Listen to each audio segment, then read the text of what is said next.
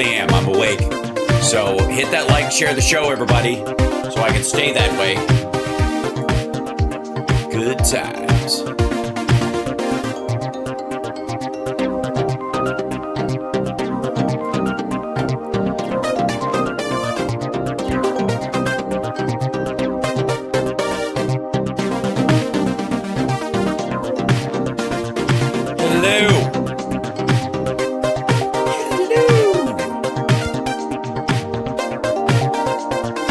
Just 2 minutes, so share the show out. We're getting started. Get ready, settle in. It's another one of those days. There's just too much material for one man to cover. I'm going to do my best, though.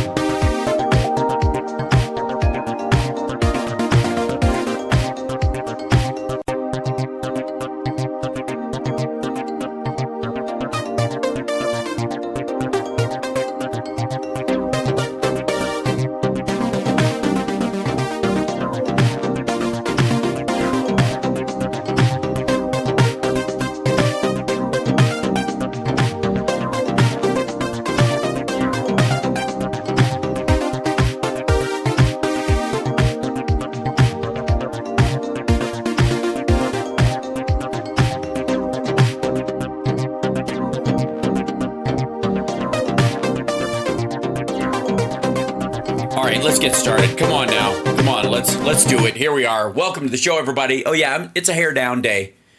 I figure since I went to all that trouble flat ironing yesterday, and the straightening lasted all of like 2 hours, and then it just started to go. Wasn't even humid. Just my natural wave just kicked in. It will not be denied. Hi, everybody. You're watching Hal Sparks Megaworldwide, the greatest live stream that has ever occurred. I'm Hal Sparks, the most Hal Sparks that has ever been known to Hal Sparks in the history of Hal Sparksing. We already have a level 1 hype train just because I said my name a bunch of times like an asshole. And I have to say, it's a great technique. I didn't think it would work, and yet it has. Ladies and gentlemen, it doesn't take much. All you got to do is be relentlessly self-promoting and ignore any details to the alternative, and suddenly you're on top of the world. It's amazing. By the way, if you don't know, please get into the chat room early and just say hi, even if you're just a lurker, even if you're just out in the background, you're like, I don't do the chat thing, it moves too fast, there's too many people, and it's a lot. I understand. I get it. It's a huge chat room. One of the biggest in the history of, I think, I'd have to go with that one time the Pharaoh gathered all the peoples of the earth that he had currently enslaved and was taking notes on whether or not that should continue. Probably the biggest conversation besides my chat room. And it didn't happen regularly. It happened, I think, once every 1,000 years. So I'm very proud of the fact that we have an enormous, huge chat room. And saying hi shares the show out, lets the internet know that not only am I charming, engaging, and smart, but people who watch are driven to participate. That's a big deal. So, and Facebook, you can show some stars. You can give me an angry emoji. That's how that works. If you want to shine on Meta, you got to piss people off, apparently, even if you don't really. So give me that angry emoji. And then, of course, emotes of all sorts on Twitch and stuff will annoyingly boost me to the top of that who the fuck is this guy pile in the gathering, whatever, the different, I think I'm on talk shows. I'm in the category of talk shows there. Thank you very much. Because when I talk, people, it's a show. Okay? Just want to let you know that. And and in the process of gathering my clips today, I think I've got to do. Oh, wait, hold on. And hi, chat room, by the way. Love you guys. Hello, thank you. And thanks for the super chats earlier today. I was far too tired to say anything. I managed to hold the show together. I was very proud of myself that I didn't dribble all over myself talking to Glenn Kirshner, great conversation, and Philip Bittner, who was calling us from Ukraine. Great conversation around that, and I spoke mostly, as I remember, in complete sentences. Yeah, so, but I was operating on literally like 90 minutes of sleep in 31 hours or whatever it was. So, that said, and only in a row, you know what I mean? Like, I only had, whatever. So now I had a nap this afternoon, not enough, obviously, because still adrenalized and a lot of news breaking, not the least of which, by the way, is this business. Jerome Powell came out today, 0.5 point drop on the interest rate, not the 0.25, basis points, but a full 0.5 point. Big deal. Now, partly why, people are like, why didn't you drop a 0.25 point in the spring? And this should have been a 0.25 point now. They know that. It wasn't that the economy has changed in any material way. It's that they are literally behind in coming down off the cliff. You had interest rates at a 26-year high. And then they should have remedied it sooner. 7/14 a point. Yeah. So here he is telling us about it. Real news right out of the gate. I will do what I can. Let's see. How do I keep this interesting so that you guys can? Who would I have deal with this?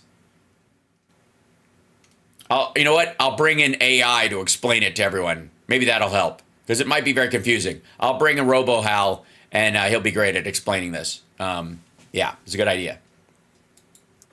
My colleagues and I remain squarely focused on achieving our dual mandate goals of maximum employment and stable prices for the benefit of the American people. Our economy is strong overall and has made significant progress toward our goals over the past 2 years. The labor market has cooled from its formerly overheated state. Inflation has eased. In case you're not paying attention, there's this illusion. He is a Volkerite, was a big believer in interest rates as the driver for fixing inflation, because inflation is largely based on, and if I get too technical, let me know. I'm a robot. I'm not used to talking to people. But too much money means there's too much money to charge people for stuff. So people run their prices up because they're like, oh, look at all this cash floating around. I want a little more of that cash floating around. And then they charge more for their stuff. And that's why people believe that we have inflation when we do not at all in any way. The reason we have inflation is because of supply shock. And the best example of that probably is avian flu making egg prices go up. Eased substantially from a peak of 7% to an yummy estimated 2.2% as of August. We're committed to maintaining our economy's strength by supporting maximum employment and returning inflation to our 2% goal. Today, the Federal Open... Fabulous. Now, explain to everyone how long it will take for inflation, as you call it, which is really supply shock. All those things that arrive at your house in boxes. Yeah, that's it. They're getting that stuff to your doorstep. You understand? Is a little harder than it used to be. Has nothing to do with how much money's available. Has everything to do with the fact that we are moving supply chains closer to home, which is expensive. And Slavery makes stuff cheap. Open Market Committee decided to reduce the degree of policy restraint by lowering our policy interest rate by a half percentage point. This Boing! decision reflects our growing confidence that with an appropriate recalibration of our policy stance, strength in the labor market. Boy, wait. Boy, is that recalibration's doing a lot of fucking work, don't you think? An appropriate recalibration of our policy stance. So what was wrong? Was it the economy? No. Was it the money supply? No. It was what was out of sync. What did they just say? Recalibration. Whoops. Hey man, say recalibration again. The recalibration of the money supply. Listen to this one more time. To our 2% goal. Today, the Federal Open Market Committee decided to reduce the degree of policy restraint by lowering our policy interest rate. Decided to lower the degree of policy restraint. Man, I'm feeling myself getting smooth in the front just listening to this guy. By lowering our policy interest rate By a half percentage point. Right, as a double what everybody thought they were going to do. This decision reflects our growing confidence that with an appropriate recalibration of our policy stance, With an appropriate recalibration of our policy stance. strength in the labor market can be maintained in a context of moderate growth and inflation moving sustainably down to 2%. You hear that? Yeah, those things are happening, but they've got to moderate their policy stance. We also decided to continue to reduce our securities holdings. I will have more to say about monetary policy after briefly reviewing economic developments. Let me translate this for you, and then we'll move on. Guys, we fucked up. We are having no material impact on the overall economy at all. All we're doing is making it harder for people to buy houses and borrow money.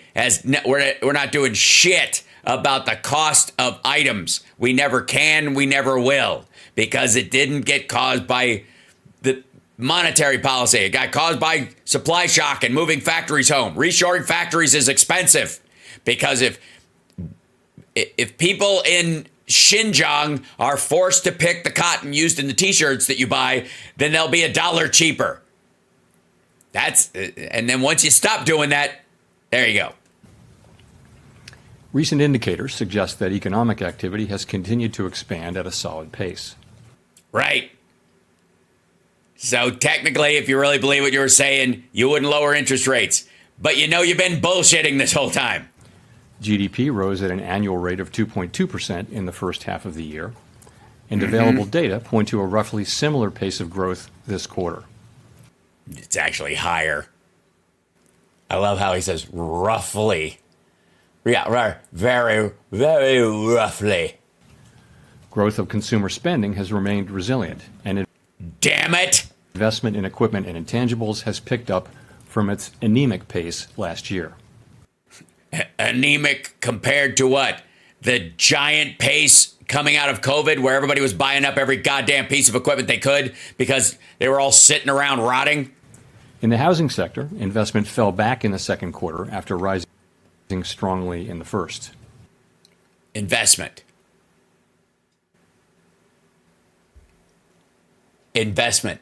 Not home sales. Investment. Improving supply conditions have supported resilient demand and the strong performance of the U.S. economy over the past year. In our summary of economic projections, committee participants generally expect GDP growth to remain solid, with a median projection of 2% over the next few years. So that should settle it for you right there, kids. This half basis point drop is about him realizing we've been talking out of our ass. None of the economic issues we've been dealing with have anything to do with money supply, and all we're doing is putting a crimp in people's ability to grow their business and grow their household. That's it. You're welcome. And that's really what it is. That's just so you know. Now, what I'm sure what a bunch of you are asking is what did Donald Trump say about it? Because find somebody who, let's see, can I find a good picture of him explaining something in a way where he knows what he's talking about? How about this one? How about this right here? This picture right here. There you go.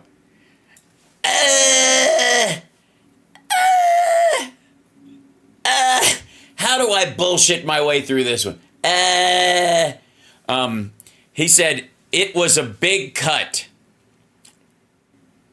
That's the quote. The full quote: to cut it by that much, assuming they're not just playing politics, the economy would be very bad, Trump told reporters. No, it wouldn't.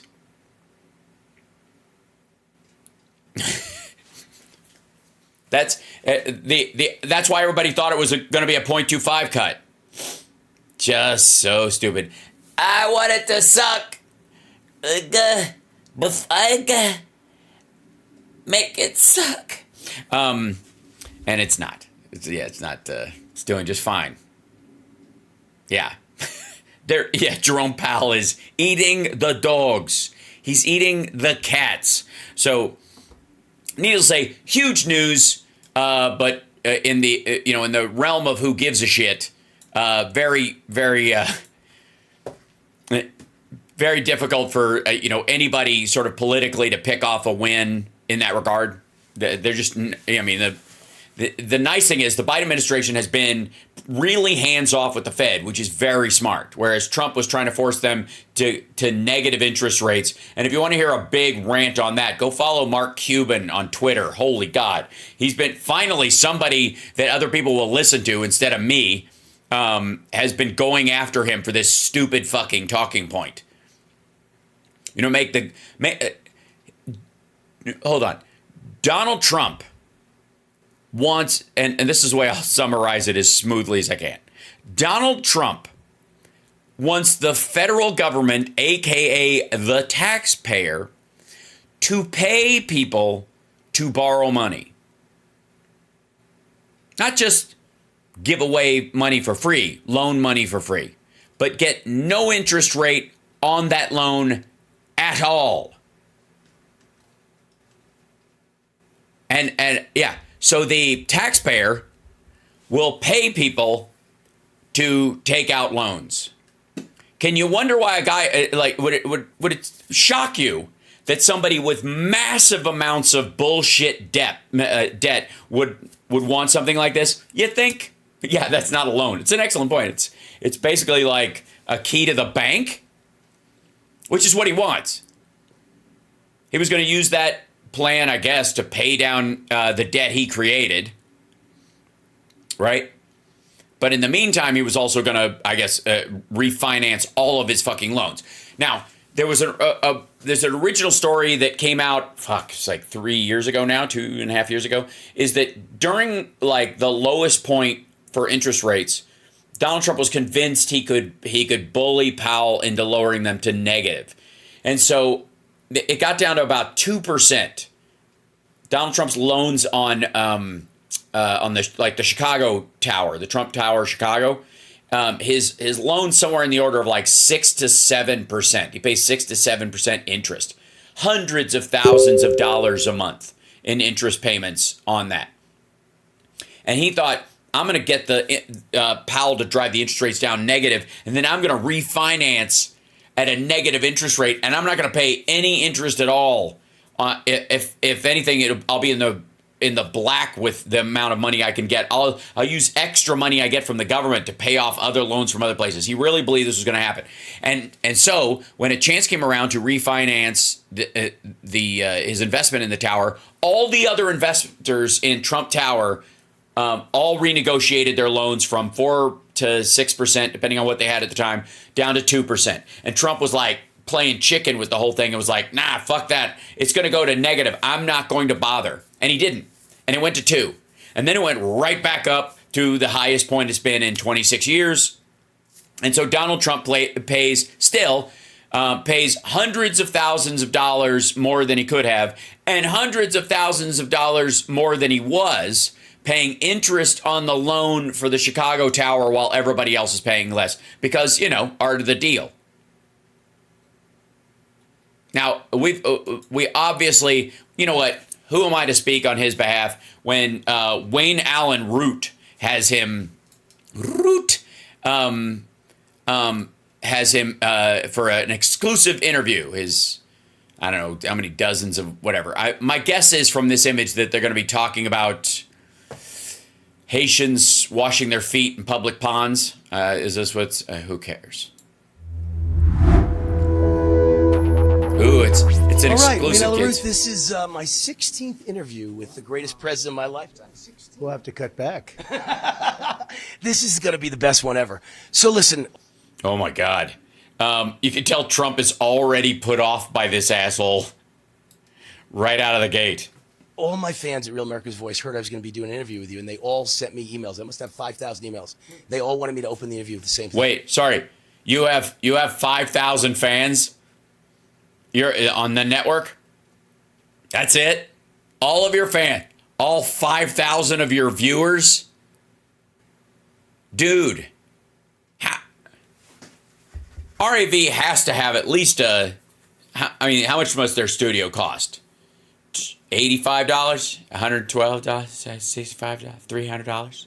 They got to have at least a $984 studio in that garage they run the network out of in San Diego or whatever the fuck, right? So, he's got this multi-$100 organization that puts his show up, and he's only got 5,000. Dude, I do this out of a tiny little look.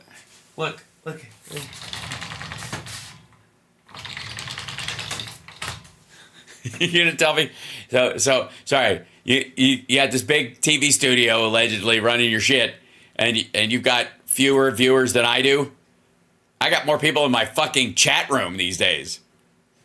By the way, subscribe. It helps. Thank you. We love you and appreciate everything you've done for us. We appreciate the bullet you almost took for us. We appreciate... You almost. Fuck you, man. Almost. 4 years of no salary in the White House.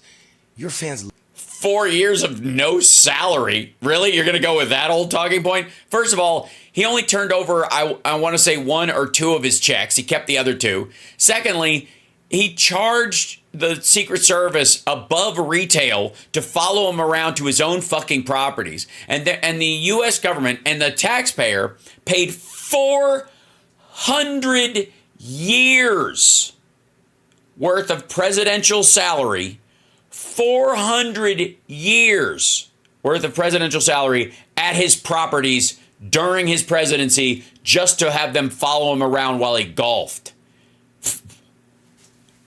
Good Lord. It could give it back like a tip. Love you. Thank you very much. And they love you too. And for good reason, because you have a spirit and you get it at the same time.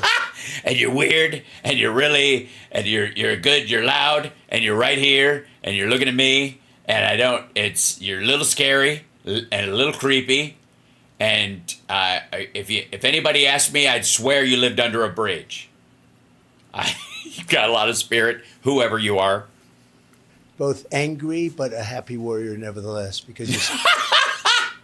Yeah, you're an angry little man, and yet you're smiling, and I worry that if you stop smiling, you might try to bite and or lick me, or both. See what's happening with our country, where millions of people coming in from jails and from they take their convicts off the street, they take their killers, their murderers, their drug dealers.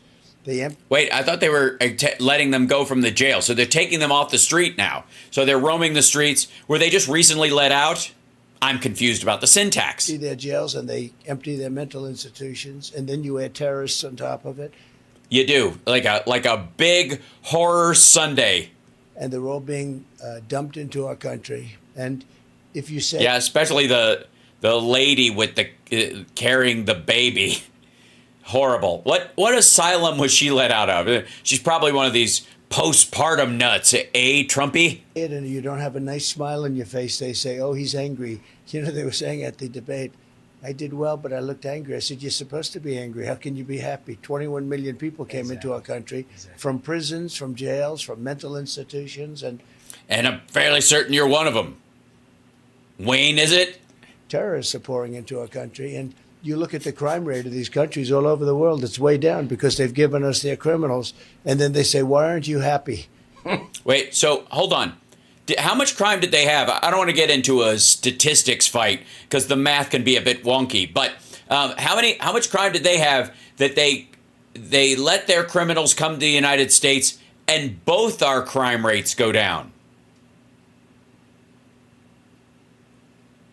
Is it? Yeah, I think statistically we would have insane amounts of crime for that to be possible.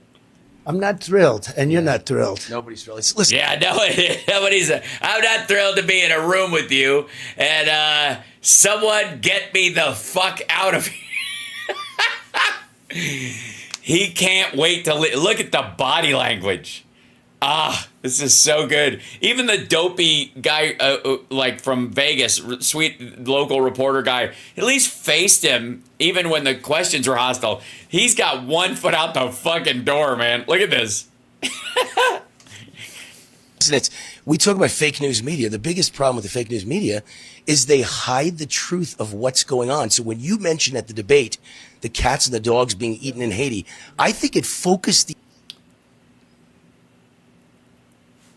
Sorry, mentioned what did he mention? Wayne, you're a news guy. I come to you for details. Obviously, not details about reality, but sort of whatever the details are of the version of reality that's bouncing around in your empty fucking dome. But run that by me again. news media. The biggest problem with the fake news media is they hide the truth of what's They're hiding the truth. Absolutely. going on. So when you mentioned at the debate the cats and the dogs being eaten in Haiti, I think it focused the attention of the nation, the real people. You know, like I'm an SOB, a son of a butcher, right? My dad, the butcher. It focused attention from the butchers, the bakers, and the candlestick makers on the... Oh my God. I'm starting to worry for Trump's safety at this point. Like he's looking at Wayne Allen Root like, I think I'd rather be interviewed by that Ruth character. I mean, as long as he's in a Hannibal Lecter mask, I think it'd be fine. The butcher, the baker, candlestick maker, and the eating of cats and dogs in Haiti. Trump's like, how do I turn what he's saying into what I wanted to say anyways? It's not going to be easy.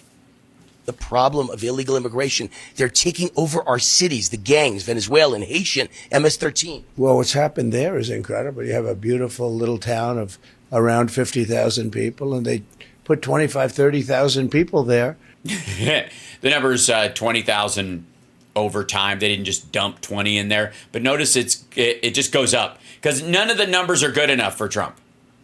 Reality will never be scary enough, no matter how bad it is. No matter how cattywampus the numbers might be or imbalanced, it is reasonable enough to go 50,000 plus an extra 20,000. That is a very large group of people. But even that doesn't work for Trump. It's always got to be bigger. It's always got to be bigger. That come from a very different part of the world. Also, these are people being like walking back into Mexico, I think.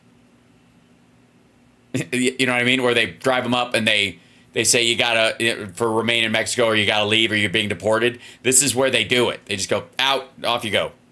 Culture. And then I watched some of the city officials were saying, yes, we're looking for interpreters, we're looking for teachers. They can't afford that, and they shouldn't be there. And you have to send them back. We can't take this. We can't do this. I don't know what the fuck he's talking about. Yeah. We can't, nobody knows what they're saying. Is that French? This as a nation anymore. And I know it maybe sounds harsh to some people, and to some people it sounds very smart. It is actually smart. But, you know, Even if it sounds harsh, you're not going to teach them English. They have no English. They have you're not going to teach them English. They have no English. Dude, you have no English. Know anything, and we're going to Sorry.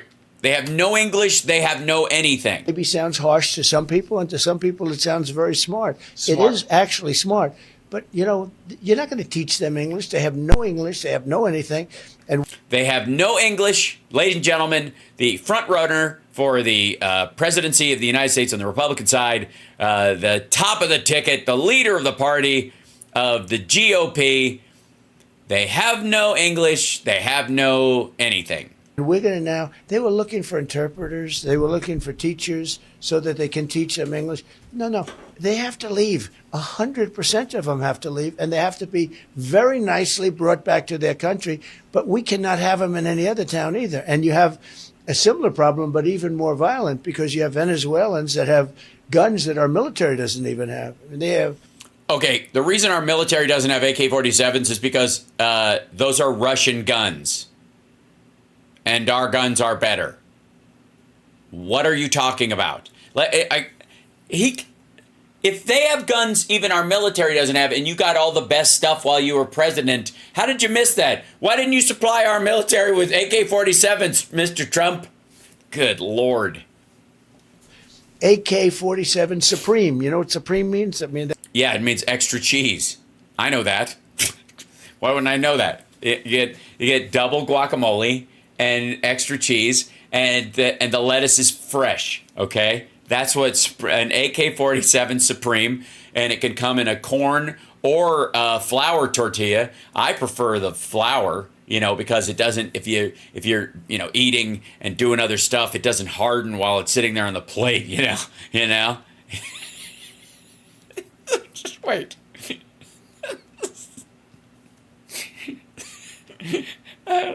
I'm sorry. I need to know what an AK-47 Supreme is, according to Trump. similar problem, but even more violent, because you have Venezuelans that have guns that are military. Also, Donald Trump put a moratorium on kicking Venezuelans out of the country for 18 months. It was his last act in office. Doesn't even have. I mean, they have AK-47 Supreme. You know what Supreme means? I mean, that's all the bells and whistles. Right. You Like a Navy SEAL almost. That's right. That's how that like a Navy SEAL. Yes. Navy SEALs are famous for using AK-47s with bells on them and whistles. That's the best thing about it, because you can hear them coming. It sounds like fucking Christmas, and then it's too late. And then, if you try to, I guess, and then instead of like doing all those cool Navy SEAL hand signals that they do in all the movies, they just blow their whistle. Come on up, everybody. Ba-da-ba-da-ba-da. You almost say maybe beyond. Yeah. Yeah, you almost say maybe beyond. I do. I find myself saying maybe beyond all the time. I put those words. I was like, I want to say that feels awkward saying maybe beyond, but but then when I do it, finally, it feels good. And you almost say, where did they get this stuff? Gun shows, you fuckhead. I don't know. Maybe it's time for an assault weapons ban. What a novel concept. And they're going into town. This is Aurora. You mean the place where the dude dressed up as the Joker shot a bunch of people in a movie theater and single-handedly drove down movie viewers in theaters more than COVID ever could? Aurora, Colorado. Remember that? In Colorado, and you have a Does he think that like Venezuelan criminals are coming up here and taking the jobs of our homegrown mass shooters? governor who's petrified. He's petrified. He's afraid to do anything, and he really can't, because his party is saying leave them alone. But these people are taking over apartment buildings with guns. They're in the real estate business, right? Let the city manager say you're lying. Oh, by the way, this is they're going into the real estate business. They're taking over these buildings. This is his joke about I'm in the real estate business and therefore. And then Wayne Allen Root's going to try a really limp, a flaccid attempt at a joke right now. And you're wrong. The city manager. Well, I've seen. The city manager says you're full of shit.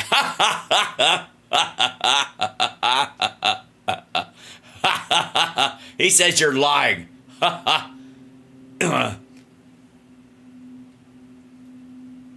you smell fantastic. Too many tapes. Yeah. It's probably, yeah, they're afraid. Hold on. The what? Petrified. He's petrified. He's afraid to do anything. And he really can't because his party is saying, leave them alone. But these people are taking over apartment buildings with guns. They're in the real estate business, right? Let the city manager say you're lying. You're wrong. The city manager, well, you know, I've seen too many tapes. Yeah. It's probably. You've seen too many tapes, have you? Was it beta or VHS? You mean videos? You've seen too many videos? I've seen too many tapes. What, you know, maybe he's telling the truth. Maybe he got mailed another copy of the PP tape recently and he's been rewatching it for old time's sake. Yeah, they're afraid they're going to hurt the image of the city. What hurts it more is what's happening. And, you know, people are going to be dying very soon. And this is. Yeah, please. What? Can't somebody die? So I can use it? This is useless if I threaten everyone and no one dies. Damn it. Could someone from one of these awful countries kill someone, please? Preferably a woman in her mid-20s who's telegenic. I don't need any dogs. I need a real looker, with a future so that I can exploit her and show up everywhere her parents show up. Come on. Happening in many. These are two places, Springfield and Aurora. These are two really nice places until this happened.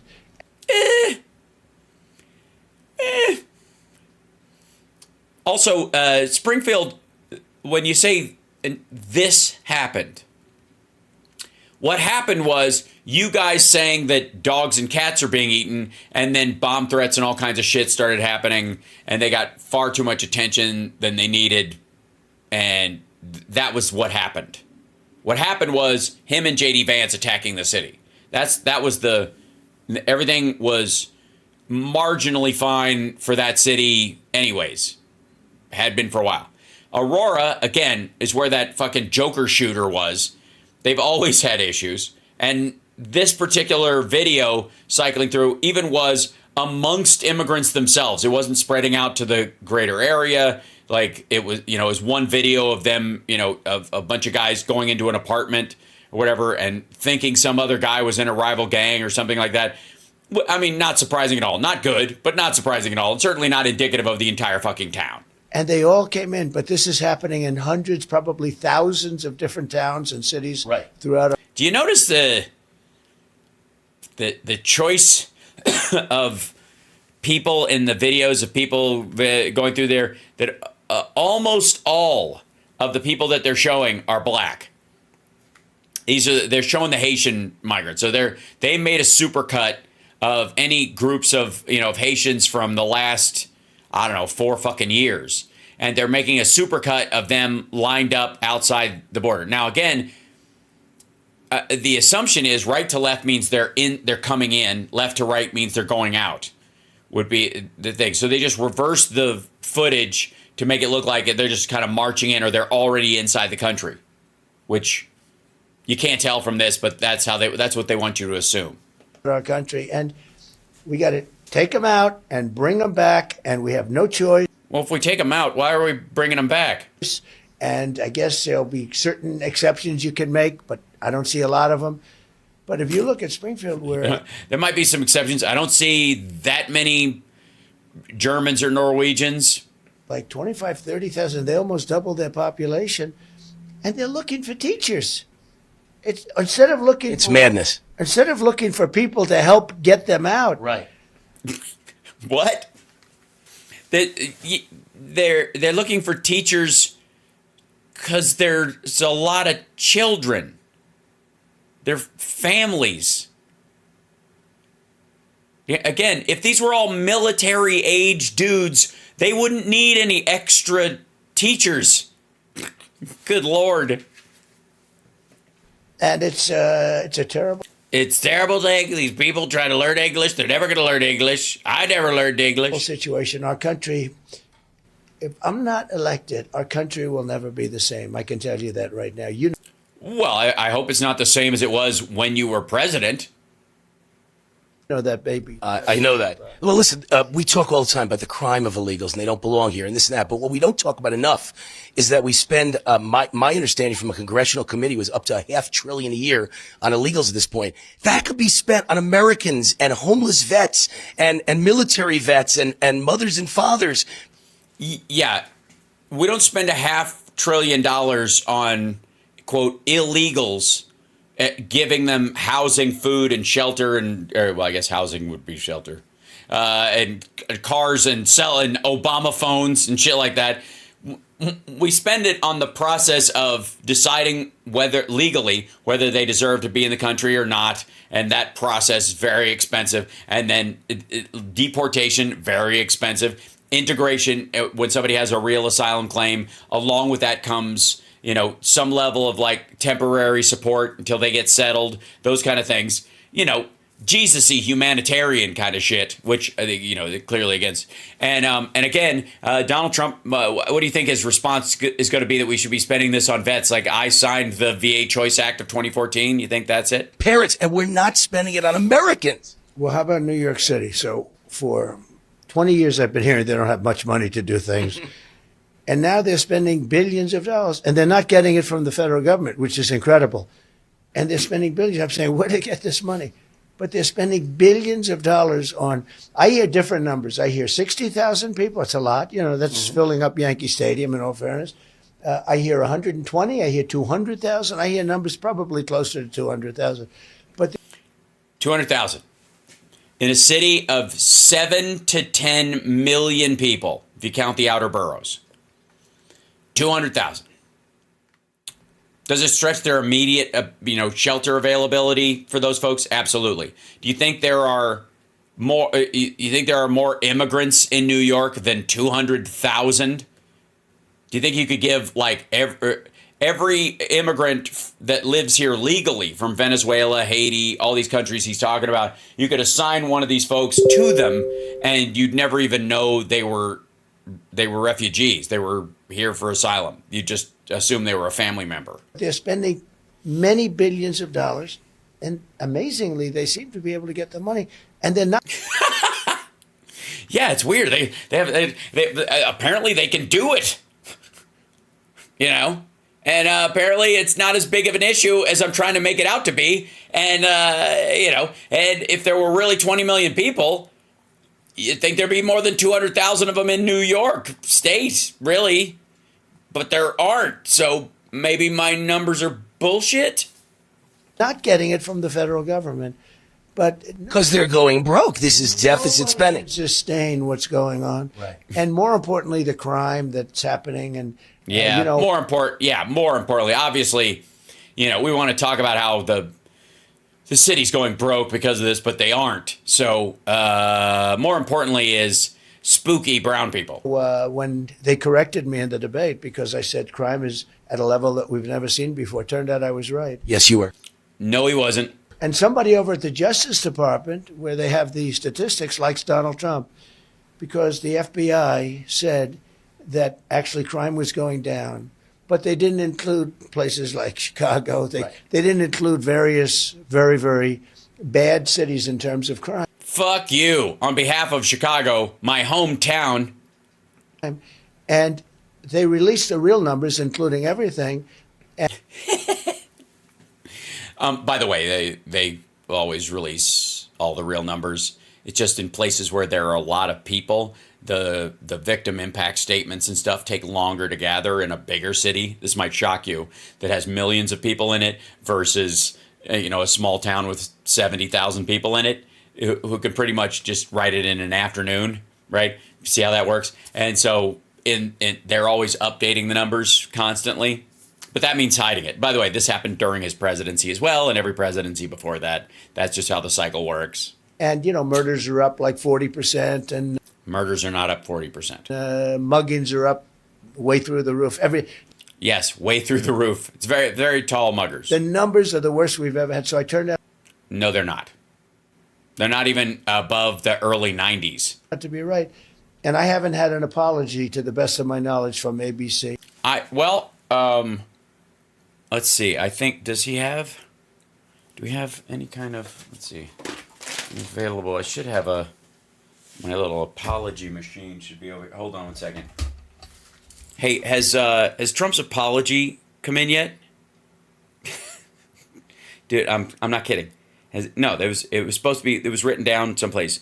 Yeah, they were going to apologize to him for, yeah, about when he said crime was way up and it's never been this high, and something about like they've never seen numbers like this before.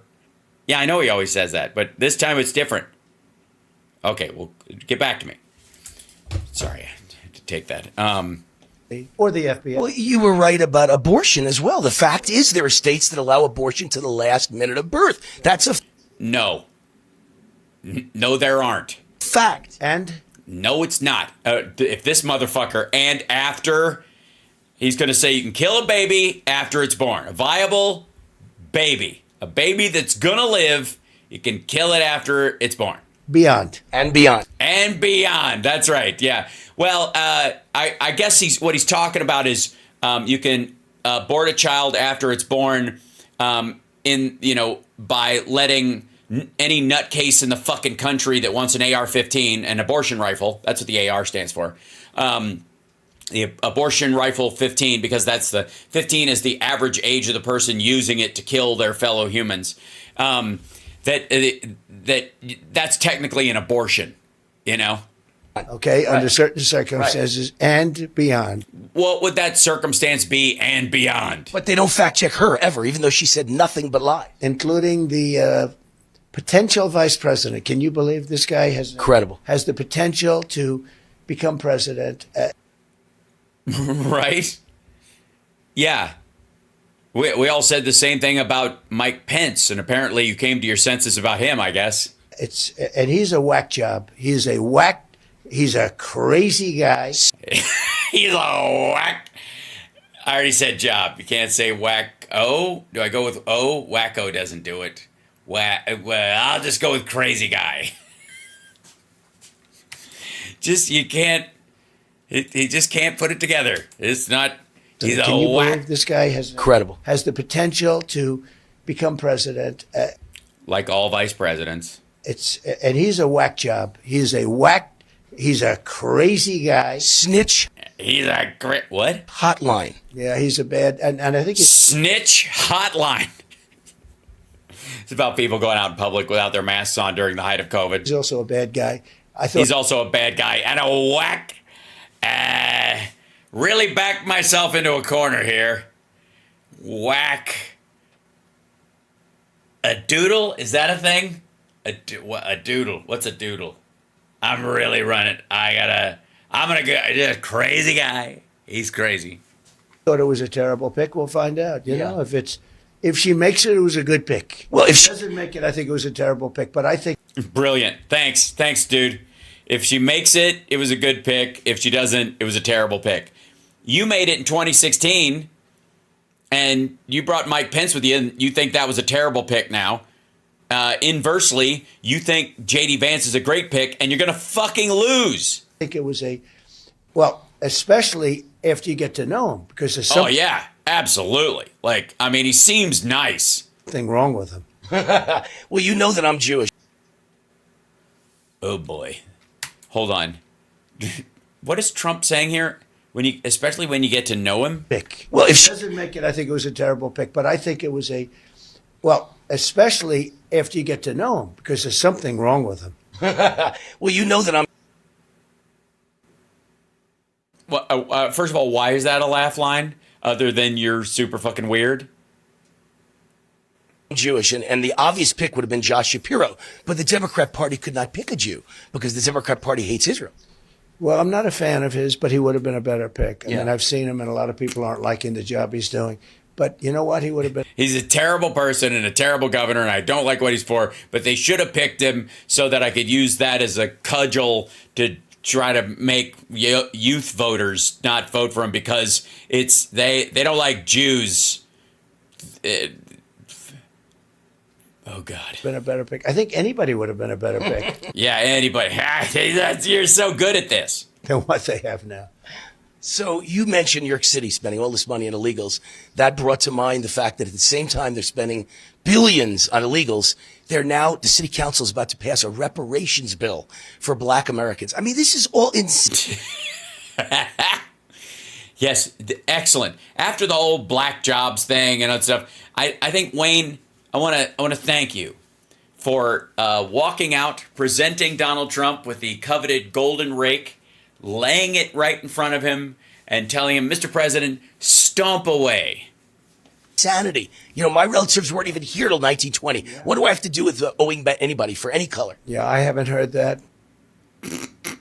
What do I have to do with owing anybody for any color? But it's being talked about in a lot of different places. Jesus Christ. This is one of his defenses. Whenever you bring something up, he's heard it somewhere else too. Whatever you're saying, you couldn't be the only source. You couldn't just be some asshole grinding on this thing and nobody else gives a fuck. It's just suddenly got to be, well, you hear this from a lot of places. No, you don't, unless there's an echo in the fucking room, you dummy. We'll take a look, but that's pretty incredible, isn't it? Huh? There's no... It's pretty good. You don't do something like that? I don't know. What are you going to take a look at, asshole? It's a state matter. If the state wants to do it, the state can do it. What are you going to do? As the federal government, tell a state it can't spend its budget somehow? Especially when it's one of those states that pays for the fucking red states? Money for all this. Well, where are they going to get it? And as you know... Who gives a fuck? It's up to them. It's New York, dummy. Oh, in Los Angeles, they're talking about it, and they have no money. Right. So it's going to be a hot topic. So it is going to be a hot topic. It's not right now. It's hot. Please talk about something else. Oh, you talk all the time about the rigged election, but and a lot of people go, "Oh, it wasn't." Oh, way to go, dummy! Fucking got all right. Yeah, all right. Wayne Allen Root, ladies and gentlemen. I half expect him to like pull his head off and it's Laura Loomer, just in disguise. I'll do it, but you have to dress up like Wayne Allen Root because I don't want people to say we were together. Also, leave the costume on for the next blowjob because sorry. It wasn't rigged. He's crazy. Meanwhile, you had a rigged. It wasn't rigged, and he is crazy. Debate. We had a rigged debate. So he won a rigged debate? Is that your argument now? debate. We have a rigged election. We got a rigged. Everything's rigged against me. It's all rigged. We have bad borders. We have very bad elections. Everything is bad and rigged and bad. We have a bad voting system. We have mail. Sorry. Just trying to it's like he hitchhiked with this asshole and he's like, wait a minute, this isn't going anywhere near my house. And he's just like reaching over, just trying to pull the wheel back onto the road. And he's lost too. Mail-in ballots. And, it's very interesting. I read the other day, the post office is saying how bad it is. The post office is critiquing themselves, saying we're really in bad shape. We can't deliver the mail. And they're not even talking about mail-in ballots, right? Right. They're talking about packages and they're wanting, more money in their budget. Like no federal program has ever asked for when in front of an appropriations committee. We're going to dump millions and millions of ballots. No, they're not going to dump millions and millions of ballots. I'm saying to myself, how can they be taking the vote and they can't? They are saying they're in very bad shape, that they cannot deliver the mail well. And Jesus Christ. Because of the guy you appointed? We're relying on them. And I said, we're relying on them to not deliver the mail well. Mail-in ballots are terrible. And if any of them are able to get to where they're counted, we're fucked. We ought to go to court and we ought to bring a lawsuit because they're going to lose hundreds of thousands of ballots, maybe purposely or maybe just through incompetence. But we have a lot of our votes come in, many, many, big percentage, whatever it may be. But a tremendous percentage, much more than half, come in with the mail-in voting. You do? Really? More than half of Republicans vote by mail? That's your story now.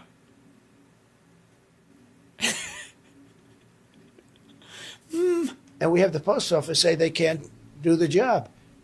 So wouldn't you have to make a change?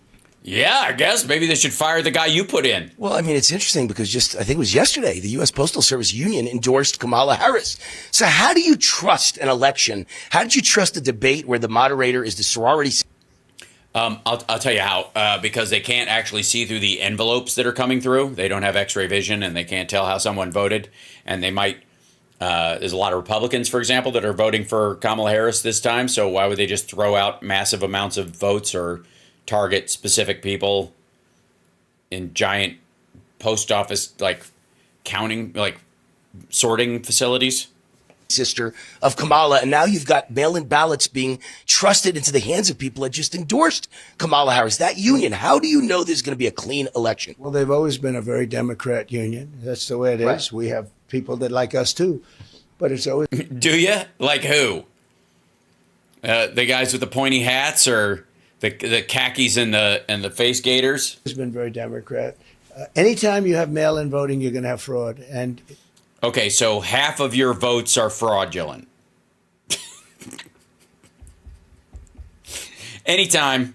And also half of our votes are mail-in. Cool story, bro. Fuck this guy. even Jimmy Carter said that he Right. had. Yeah, in the 70s and early 80s, asshole. Before the invention of the UPC symbol. The Carter Commission, right, where they had some pretty good people. I think Snoop Jackson and some others. President, every country in the world. We're the only country that allows mail-in voting with no voter ID. Well, some did allow, and they got out of it. France It stopped. doesn't work. Right. France had 39 million Bullshit. votes, and they didn't do it anymore. And they had a perfect election. They knew who won it. Oh, look at this. Look at this scary video. Look at this guy voting. This black dude being allowed to vote. I guess out in the open? Is it, or is this supposedly like him filling out his fraudulent voter registration? Let's see what I say. I tell them I born in Montana. I go and tell them that that's where I'm from.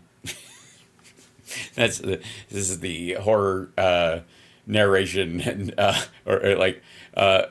the character voice that's going on in the heads of the Wayne Allen Root voter. By 10 o'clock in the evening, 39 million. So that's bigger than generally the states, right? I Right. guess almost all of them, including California. So it's bigger. But France had a very successful election in terms of the ballots. At 10 o'clock, it was won and it was lost. Everybody went home and that was the end of it. And by the way, it cost you less than 10% the cost. You know, if you do just like paper ballots, voter ID, also citizenship, but you don't do the whole thing with the machines and the mail-in, you spend about 8%, and you get a more accurate. You ever see the Also, no, you don't. Seriously, these are just made up statistics and ideas. He's just pulling this out of his ass. He's heard a couple of people around him probably say a couple of these things. The rest of them, it's just flat out making it up. This is garbage. There's machines where they announce that they should be able to have the vote within the next 2-3 weeks. And if you had mail-in ballots, you would have it that night. It's crazy.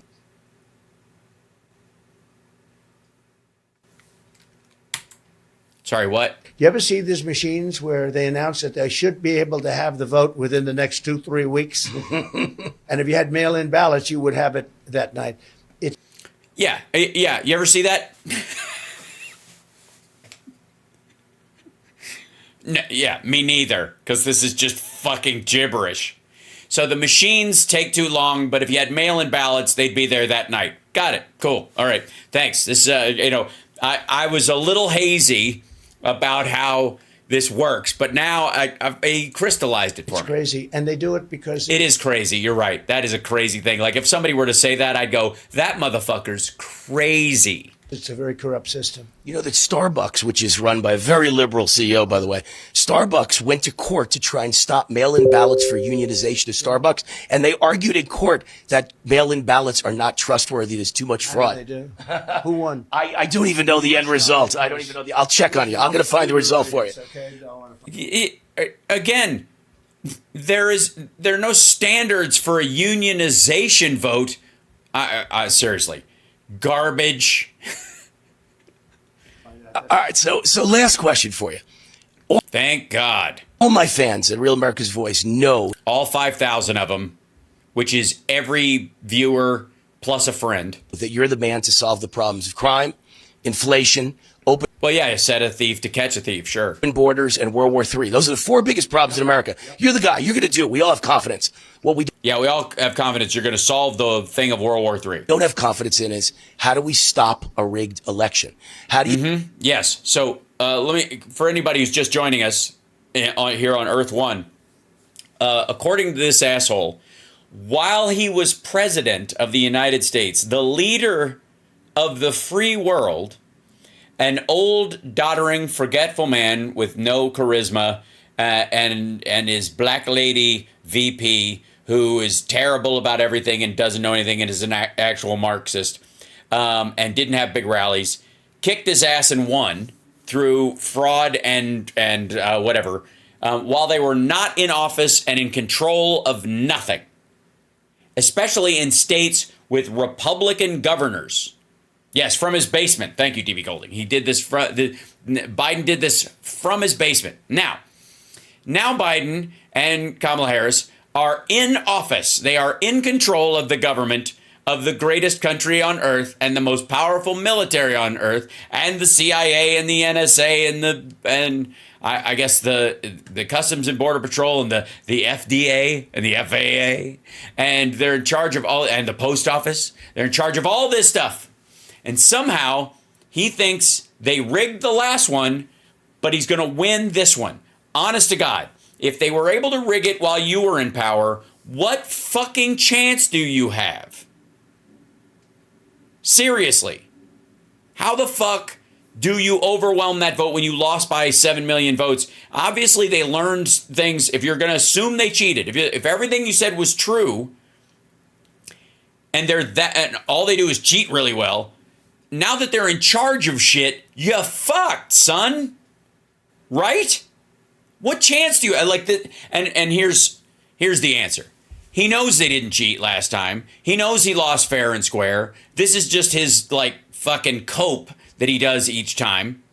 And he's setting up the possibility so he can't look like a loser, because that's the worst thing that can happen to a man with a dick as small as his. And so that's why he's wigging out. That's why he's bringing this up again, that we're gonna beat him. Well, how the fuck do you beat him if they beat you when you were in charge of everything? And if they could, here's the other thing. On top of that, I don't know how his supporters could believe any of the myth about this motherfucker if during the time he was president of the United States, the Democrats of all people were able to cheat him out of the election. While you were president, these motherfuckers swamped you like that? That should be disqualifying on its own, right? Oh, and thank you for the Stephen. Thank you so much. Thank you. What's PLN stand for? I really can't see it on there. But thank you so much. My goodness. Somebody will put it in there. Right?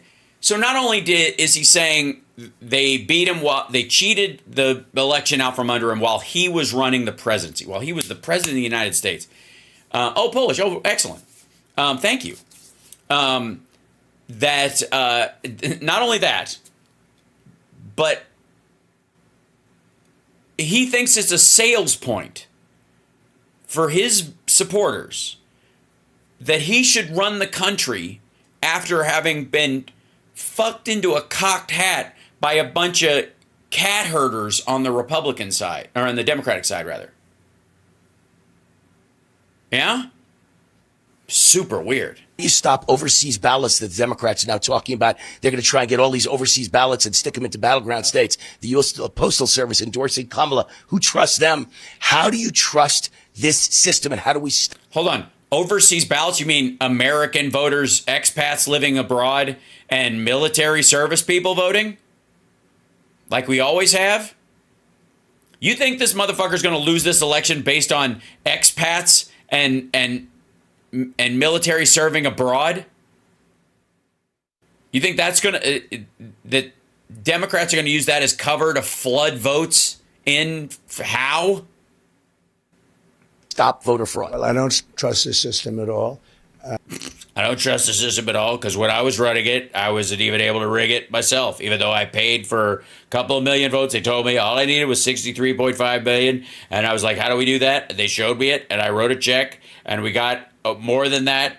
But we almost lost Texas in the process. And I thought that would be plenty. And they were saying we could another $65 million. We could have guaranteed it. And I was like, I don't know. You told me I was going to win. They are horrible, horrible cheaters. Apparently they're not. Apparently they're fucking fantastic at it. They were in the last election. Yes, they were. You mean where they kicked your ass while you were president of the United States? Probably they were in 2016, but they didn't cheat enough. You know? And by the proof is Zuckerberg, who confessed that he helped to rig the election. Well, in No, he did not. 2016, Hillary Clinton went around. She was furious. She said, why didn't you do this for me? Because it was a pretty close election. And she's saying why she was an angry woman. She's saying, why didn't you do this for me? Create some ballots. But they didn't call her angry. What? Roll the tape. Sorry. So this is the shit. This is the story. So in 2016, after Hillary lost, she was running around going, why didn't you create some ballots for me?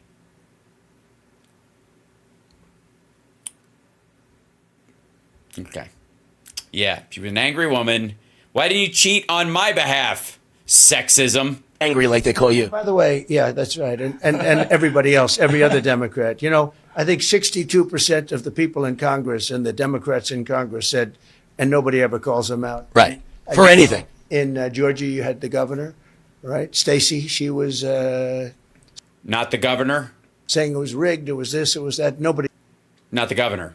She didn't become the governor. Kemp is the governor. Has been the governor the whole time. He calls them out. They only call me out. No, Also not the governor. it's a very unfair system. It's a very corrupt system. It's a very bad system. You know, And apparently it got worse while you were president. you need borders. We really don't have good borders. I had great borders. You know, my old Oh, God. I had great borders. Thanks, COVID. The key to a good border, in case you're wondering, you want to tell your kids, the key to a good border is have a lot of rampant disease in your country.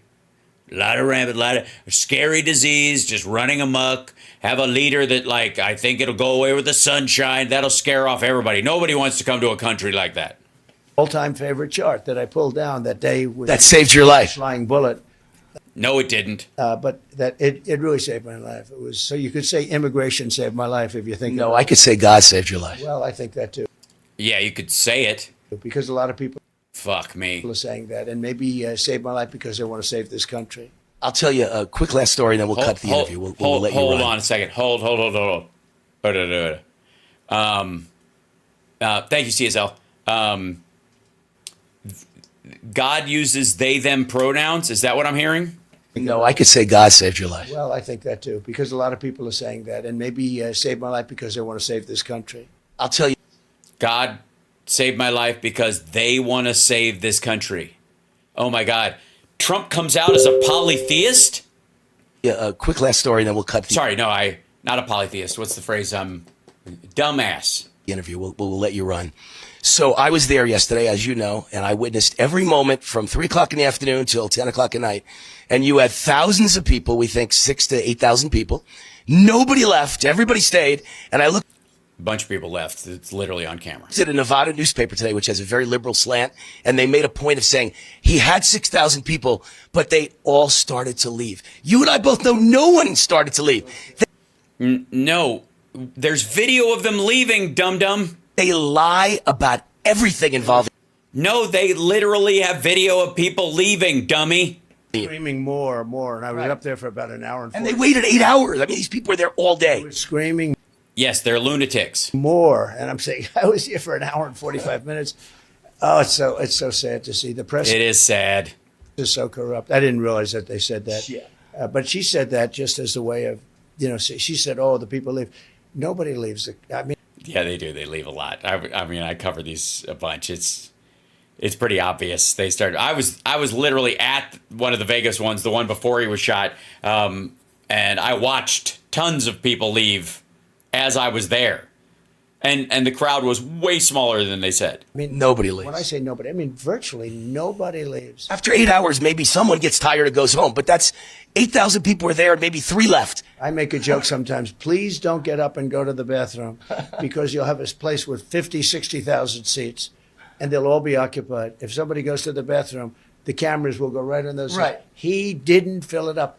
So now Yeah.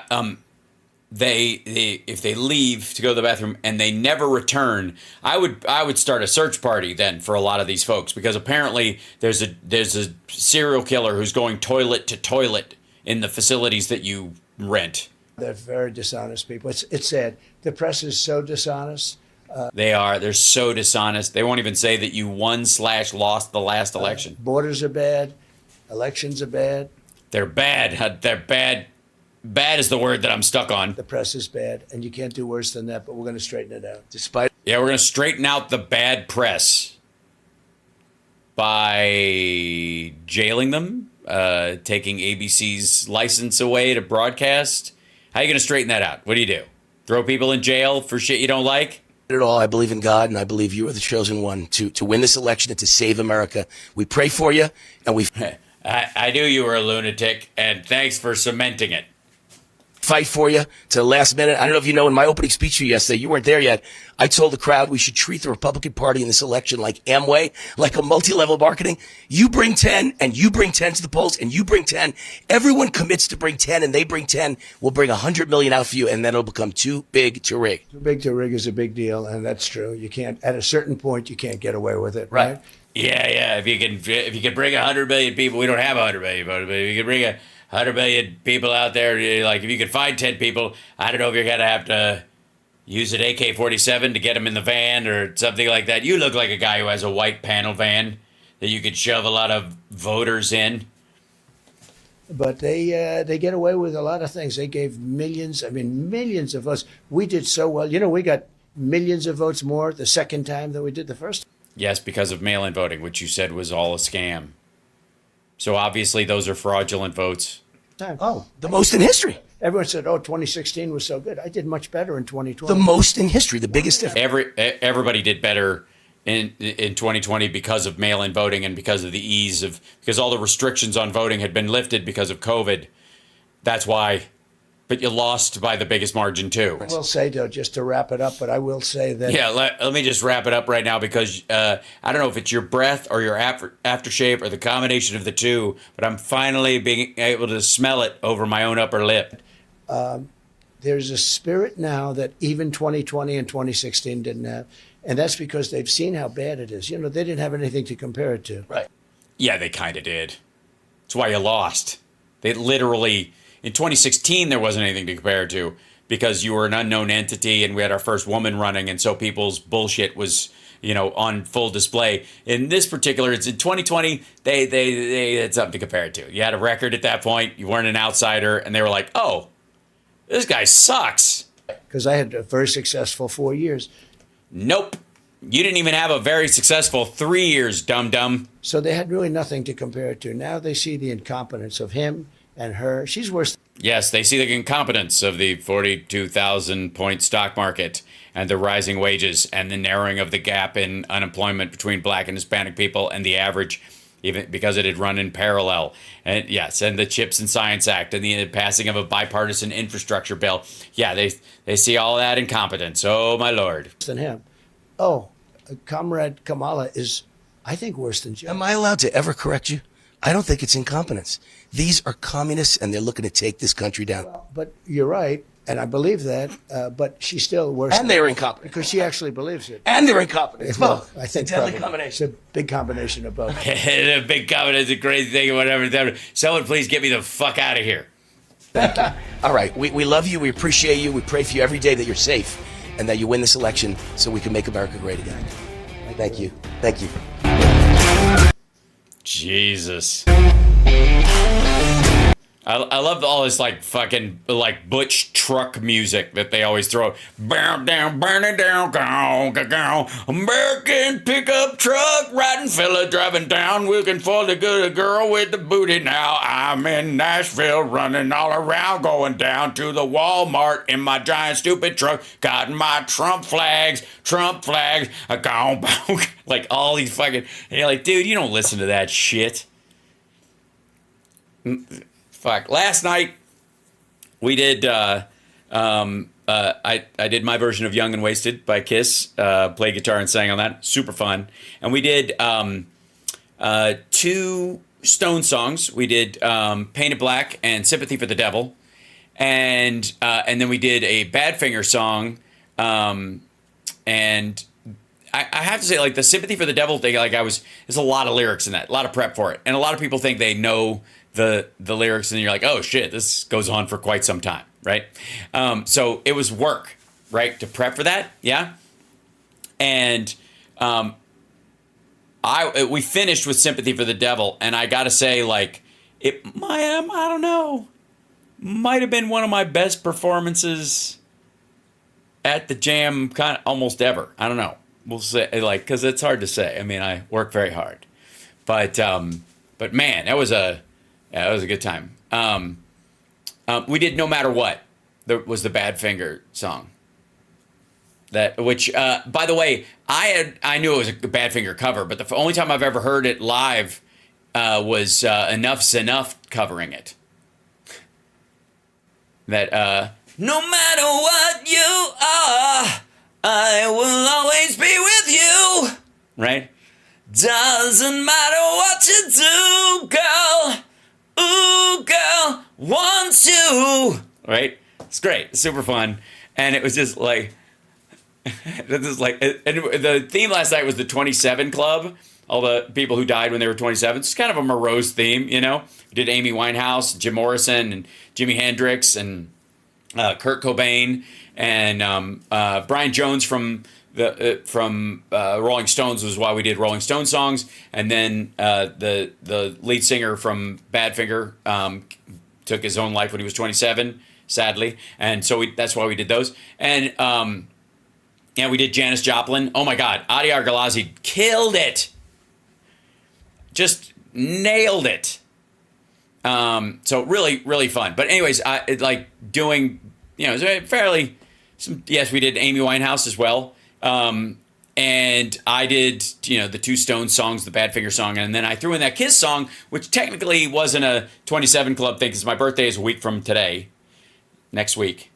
And yes, we did Jim Morrison as well. And I threw in the Kiss song because Eric Carr used to sing it live, and he died in 91, the same day that Freddie Mercury died. And a lot of people, that was lost on them. So, like, they, you know, kind of, it was buried under that story. He's a sweet human being and a really great drummer and an amazing dude. No, we did Hendrix too. Yep. Yeah, and Kurt Cobain. That's right. It was just, yeah, it was super fun. Now, back to the news. Let's do this, all right? Greg Kelly, the most miserable man on the internet, is living his best broken life amongst the. Hold on, let me scroll this back. Here we go. Greg Kelly reports. Oh, yes, he does. Ladies and gentlemen, Greg Kelly bringing it. Hold on, shoot in here, crazy thing. Greg Kelly. The most miserable man on the internet, TM. By the way, hit the like, subscribe. It's Hal Sparks Megaworldwide, the greatest live stream on the interwebs. Welcome. If you're just joining us, I don't know what's wrong with you. Greg Kelly's line, "It shocks me, but it doesn't surprise me." Greg Kelly on the second attempt to assassinate Trump. Okay. Shocks you, but it doesn't surprise you. Caught you off guard then. I guess it's like a jump scare. Let's see what he has to say. "I'm sure he will handle it with calm. He will not accuse people who are not participants in it. He will not take the actions of one man and extrapolate it over to everything, you know, to Democrats or left-wing radicals or anything. He'll just talk about the case facts as we know. I'm fucking with you. You know, I'm not surprised, actually. By the way, Greg, don't insult Trump by showing where his golf club is, because you also have to show that that's where the prison is, and that's where the strip club is, and this is where the gun range is, and then the airport's right there. That's the edge of the airport right at the top. It's a dump. I kind of feel like I was expecting it on some level. Were ya? Another assassination attempt on President Trump. I've been feeling this for a long time. Maybe you have too. What? That, again, what the fuck is between... Look, notice the trees, and here's Trump. Here's where the shooter was. Here's where the Secret Service, scouting ahead, saw the guy who's 2 holes ahead of where Trump's going to be. This dude never has a line of sight on Trump. Look at what's between this motherfucker and Trump. Like, all this greenery, all this, like, there's nothing, there's no way to even fucking get a glimpse of him at that point. The weird part is that, I mean, if he'd have been over here, while Trump was down here, they would have found him and shot at him here, and he'd run off this way. Also, this is a public road, just like this one, just like this one. And by the way, this is where there's a school over here. So maybe that's why it didn't seem weird in Florida that some dude was walking around with an AK-47, right? That's probably what it was. In DeSantis' state, a guy walking around with an AK-47 and a makeshift flak vest, basically a backpack filled with ceramic tile, doesn't look weird at all because there's a fucking school right here. Like, oh, no, he can't possibly be here to shoot Trump. He's probably just going over to the school with his gun. Call us once he starts shooting, about 10 minutes in. The thought, the fear that there was no way they're going to let Donald Trump get to the... Who's they, motherfucker? Who's they? Let me be abundantly clear. I, Hal Sparks, the deep state. I am the Democratic establishment, in case you're wondering. That's me. I want Donald Trump to not be shot. I want him to survive, to lose this election, go to court, spend the rest of his life in jail. And I hope they keep him alive longer than he would have lived naturally. I don't even want Eric to try and unplug him so he can take over the family fortune early. I want the prison system to finally give Trump the medical help he needs, get him on a diet of something better than fish sandwiches and onion rings and I guess well-done steak with ketchup on it. And I want him to live. Let's be abundantly clear. The White House. Now, why would we have that concern, everybody? Because you're paranoid assholes who don't recognize his culpability in any of this, and that in both cases, you had the first guy was going to vote for Trump initially, and the second guy had already done it. Well, because they've been telling us that for months, haven't they? No. They, right? Have they? Sure. Yeah, they've been telling us that someone's got to shoot this person, according to, roll it, Greg. Years, actually. Liz Cheney. Donald Trump cannot get anywhere near the White House, right? Well, they can let... Yeah, but we say that politically about everybody. Jesus Christ. You think even the harshest rhetoric of like these people are like, geez, anybody remember the fucking second term of Bush? The conversations had about this shit, and then the Trumpies who were wearing, or like the Trumpies, the fucking Republicans at that point, which were effectively the Tea Party people that became the maggots, wearing a fucking purple Band-Aid on their face to mock John Kerry's service. Maniacs get near President Trump. And why does this keep happening? Because he is a loud asshole who doesn't take the time to have his Secret Service detail vet where he's going, and he makes his decisions in the last second, and basically you can figure out where he is if you just hang around Mar-a-Lago and wait for the cars to leave. You'll see him going, and you can just follow him, I guess, because he only goes 3 places in West Palm Beach. Mar-a-Lago, Mar-a-Lago, his golf course, and Jeffrey Epstein's house. These are the only 3 destinations he ever had in West Palm Beach. Can I take this full, please? This is, well, where it happened, okay? Can I take this full, please? Can somebody put this up on full screen? Can you take my face off? Thank you. Thank you. Could somebody please put this full screen? Now, I want to emphasize something here. You see this? I want to emphasize something that you have a little orange pen, or is that a straw? Okay, go ahead. Yellow brick road, right? That's not actually a yellow brick road. It's just a public street. It's a regular street. It's called Summit Avenue, right? Summit Boulevard. Any member of the general public can get on that street, not having been screened, not having been looked at by anyone. Right, it's a public road. Yes, we know. And President Trump was scheduled to be right about here. Now, fortunately, he never made it into view, apparently. But the Apparently? Secret Service's plan was to have the President of the United States, former 45, here when regular people could be right here. Now, what do I mean by regular people? Yeah, regular people. People who haven't been screened. Right, because it's a public road, and he is not President of the United States. What? Sorry, does this motherfucker get now a half-mile perimeter everywhere he is at the drop of a fucking hat? There's a fucking school there, dipshit.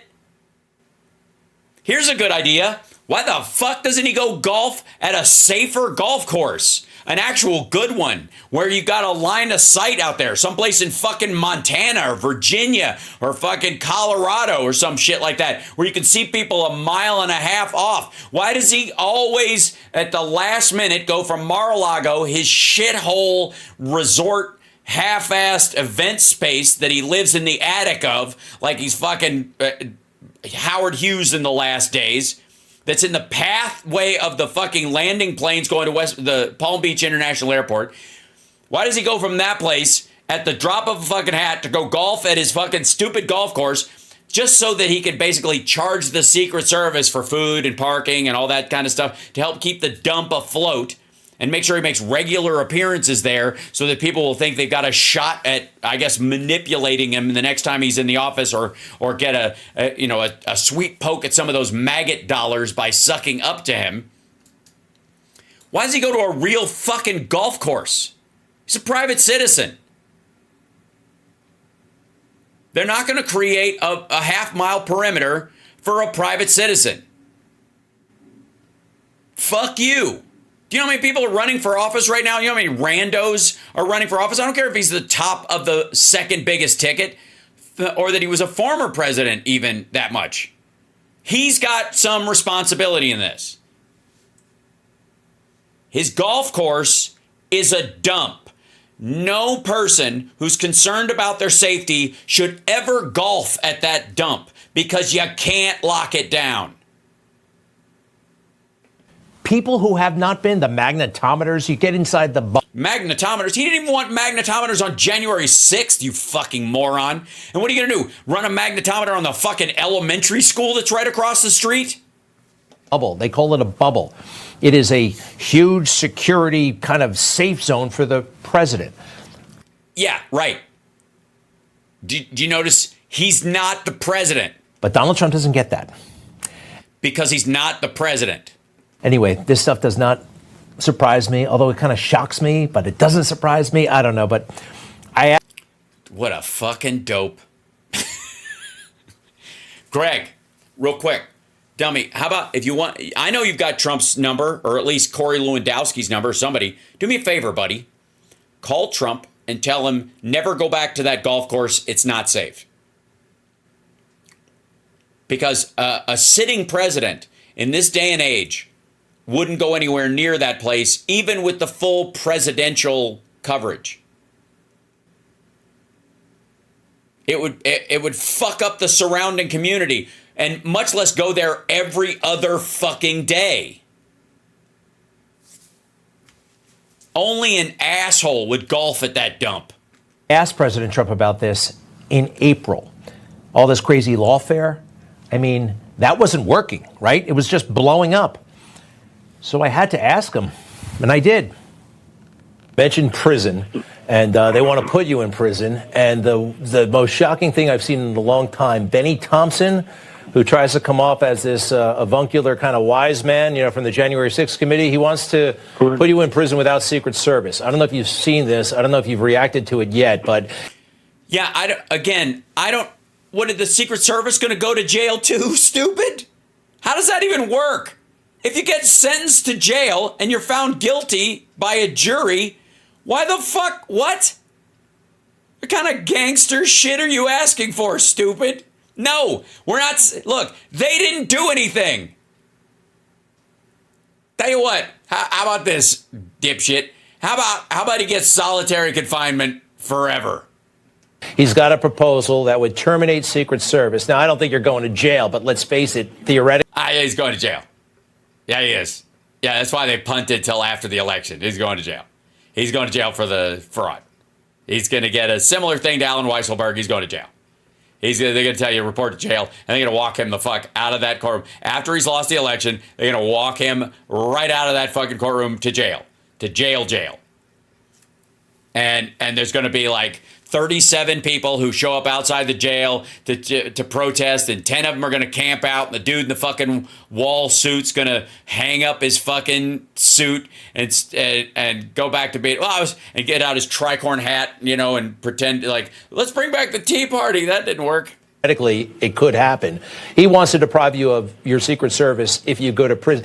These Democrats want you dead. You realize that? No, they don't. If they want it, hey asshole, if they want him dead, he'd be dead. He would. It's just too fucking easy. And by the way, they don't even need any help. Shit, they could literally deny him one checkup and he'll keel over. Yeah, because I'm the one that turns things around. I'm the one who turns things around, and then he talks. Yes, we have a 42,000 stock market right now, and he wants to turn it around and go back to the 19,000 stock market that he had. We had 6% unemployment, 10% under him, and he wants to turn it around and go back to that 180, just like Marianne Williamson. Talked a lot about his accomplishments, as he is supposed to do when you're running for president. I admit it was a rather dark thought. But I couldn't shake it, and I had to ask him. Now, that question was seen so out of, well, how dare you ask? How could you say that out loud? Greg, no one's watching, man. I'm like the only person that watches your fucking show. The trades gave me a hard time. Everybody writing up, oh, yeah. Newsmax host tells Trump these Democrats want you dead. Again, that was back in April. We know what. Right. And neither of the people who shot at him are Democrats. Has happened since July 16th. Yes, a registered Republican and a registered independent. One took a poke at Trump, and the other one was maybe going to.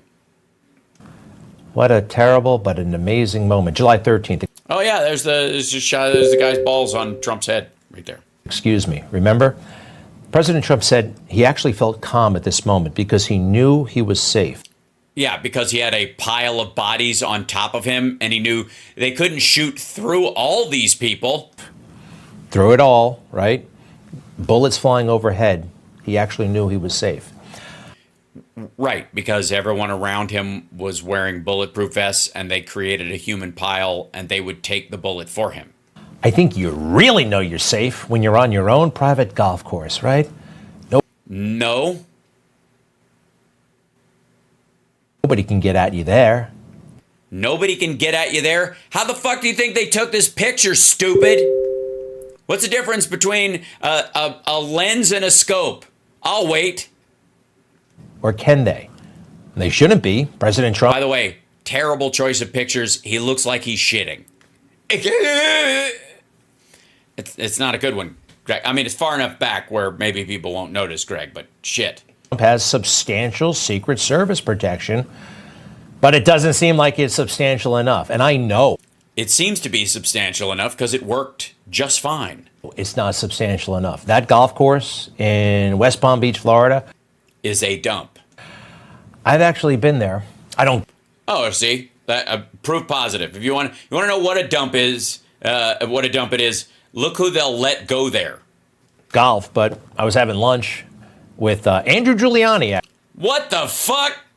What kind of nut-ass cargo pants what, did you wear those in case you needed to go after Trump's balls in a sand trap? The fuck is this? You look like Michael Jackson deploying to Desert Storm. What? What is this? What's this combo? What the hell? Like, okay, I gotta wear the jacket and the shirt because I might have to do a shot from Mar-a-Lago for the show, but I gotta wear something like macho asshole for Trump to show him how much I love him. So find my cargo pants military jodhpurs. What the fuck? Actually, great guy. And President Trump was there. On black shoes? Fuck is wrong with you? Could beat the president today. I want to wear my action figure pants.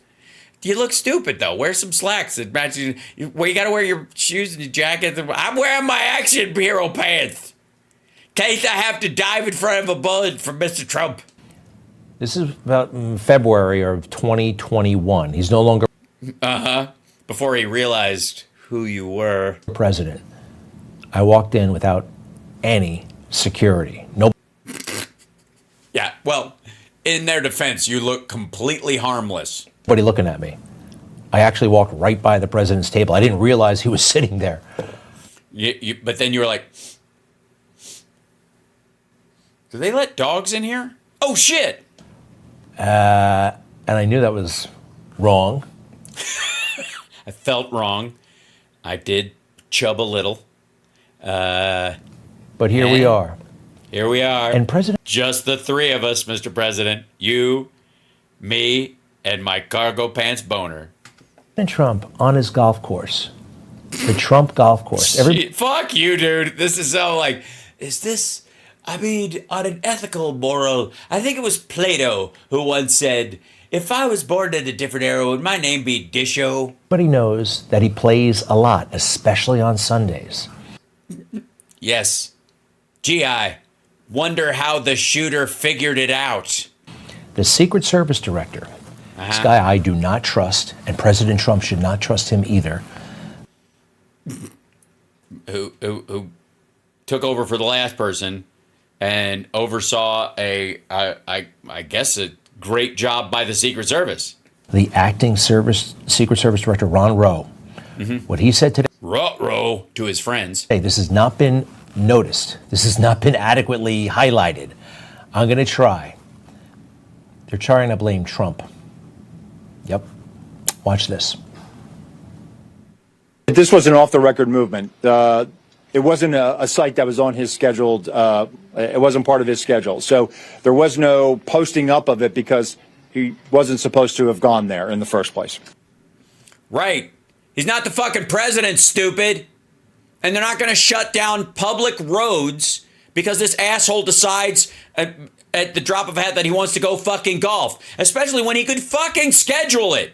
What else does he fucking do? President Trump was not supposed to have gone to his golf course. Right. On a Sunday. Right. And by the way, not that he wasn't supposed to, he wasn't scheduled to. He can go if he wants to. Just 2 days ahead of time, let him know that's probably going to happen. And stick to it. What the fuck else is he going to do? When he was in town. That's what he said. And he reiterated it later. Because it's true. It wasn't on the schedule. He didn't tell his team. He did not make them aware that that's what he was going to do. He just decided last minute to fucking do it. He put his own life on the line because he doesn't give a fuck. And he assumes these assholes will take a bullet for him. So he's just like, whatever. If they're not prepped and some asshole takes a poke at me, they can just jump in front of me. That's what they're supposed to do. President Trump wasn't supposed to be there. This is how the bureaucracy rolls, especially this bureaucracy, this swamp, right? No, not right. We're talking about security. Jesus Christ, man. There's celebrities that have to think ahead of where they're going more than this asshole does. Think. We know they want to stop Trump. We know it. And this guy... Who's they, motherfucker? To say that now, that reveals an awful lot. All right, Yes, it reveals that Donald Trump is incapable of managing a normal schedule, flies by the seat of his pants, has no impulse fucking control, and doesn't work well with others. All disqualifiers for being the president of the United States. Got to go through this quick because I don't think it's important, it's interesting, but I don't think it's the issue. Jesus Christ, get over yourself, Greg Kelly. The guy who shot him, although maybe it is. The guy who allegedly actually had the rifle, didn't shoot Trump, but he was aiming to, right? He wanted to. No, we don't know that. For all we know, he was there thinking the Secret Service wasn't doing their job and he was the new sniper who was going to protect him. Or maybe he was after Witkoff, for fuck's sake. He's in custody. Ryan Routh seemed pretty proud, actually, by the time they got him into the back of the squad car, right? No, he seemed kind of dopey and nuts. We'll talk more about him in a moment. But the people Great. who interest me more are actually the folks I call the persons of interest. I'm not going to call... Fuck you, dude. All right, I don't want to hear anything about this whole, we've got to tone down the rhetoric. It's not the shooter, it's these persons of interest. So apparently Dick Cheney, Joe Biden, Kamala, Liz Cheney, Walz, Schiff, Pelosi, and why would you even... Why is Maxine Waters a part of this? What the fuck does this... I guess it's because she told people to get in Republicans' faces when they're in places during 2020. Call them suspects, persons of interest. You're an idiot. If we lived in a healthy democracy, we wouldn't even be talking about Donald Trump. All these people would be talking to they would have gotten a phone call. Their lawyers, at least. The FBI wants to talk to you because of the what?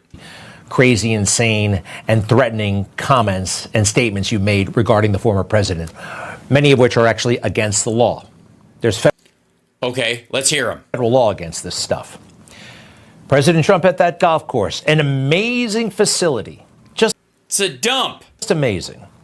Just shit. It's right. The airport's right behind it. And beautiful, well-maintained. He plays every day, relentlessly. He is into it so much. Again, I don't think you're doing him any favors with these pictures, Greg. And this is the place where he almost died.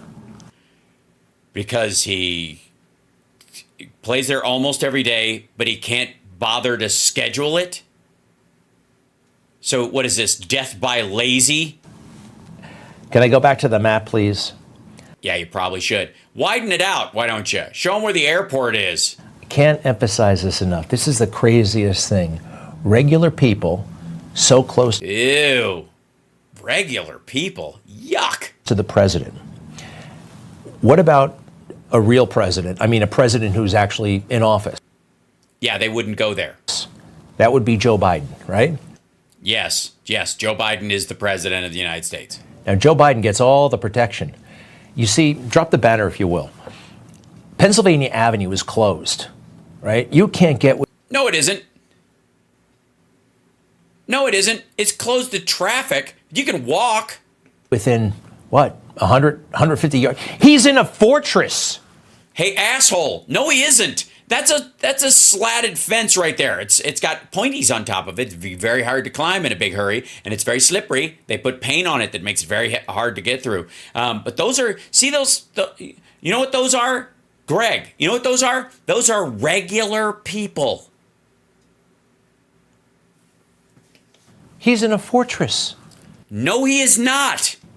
He's safe. And also, he's in a fortress when he's there. Trump was in a fortress when he was there. What the fuck does this have to do with a private golf course next to an airport, a gun range, and a prison in West Palm Beach, Florida?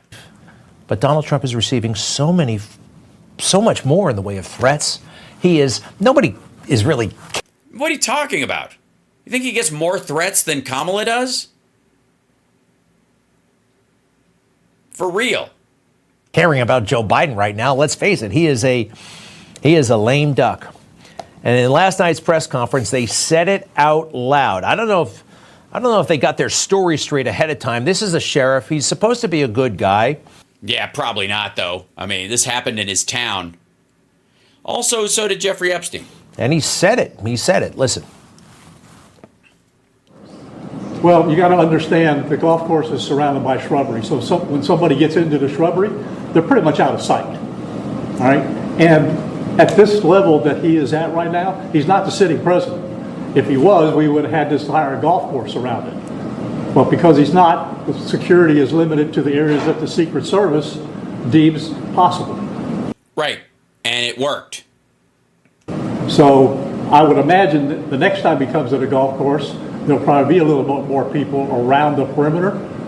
But the Secret Service did exactly what they should have done. They provided exactly what the protection should have been.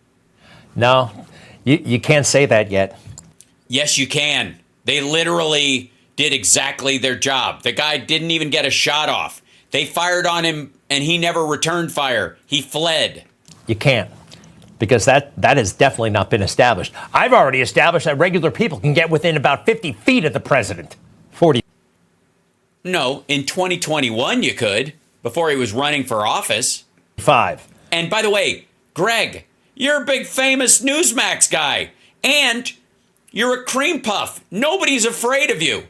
You could walk in, I'm fairly certain, Greg, you could walk into Mar-a-Lago with an AR-15 and they would look at you and go, that guy will probably shoot himself in the foot.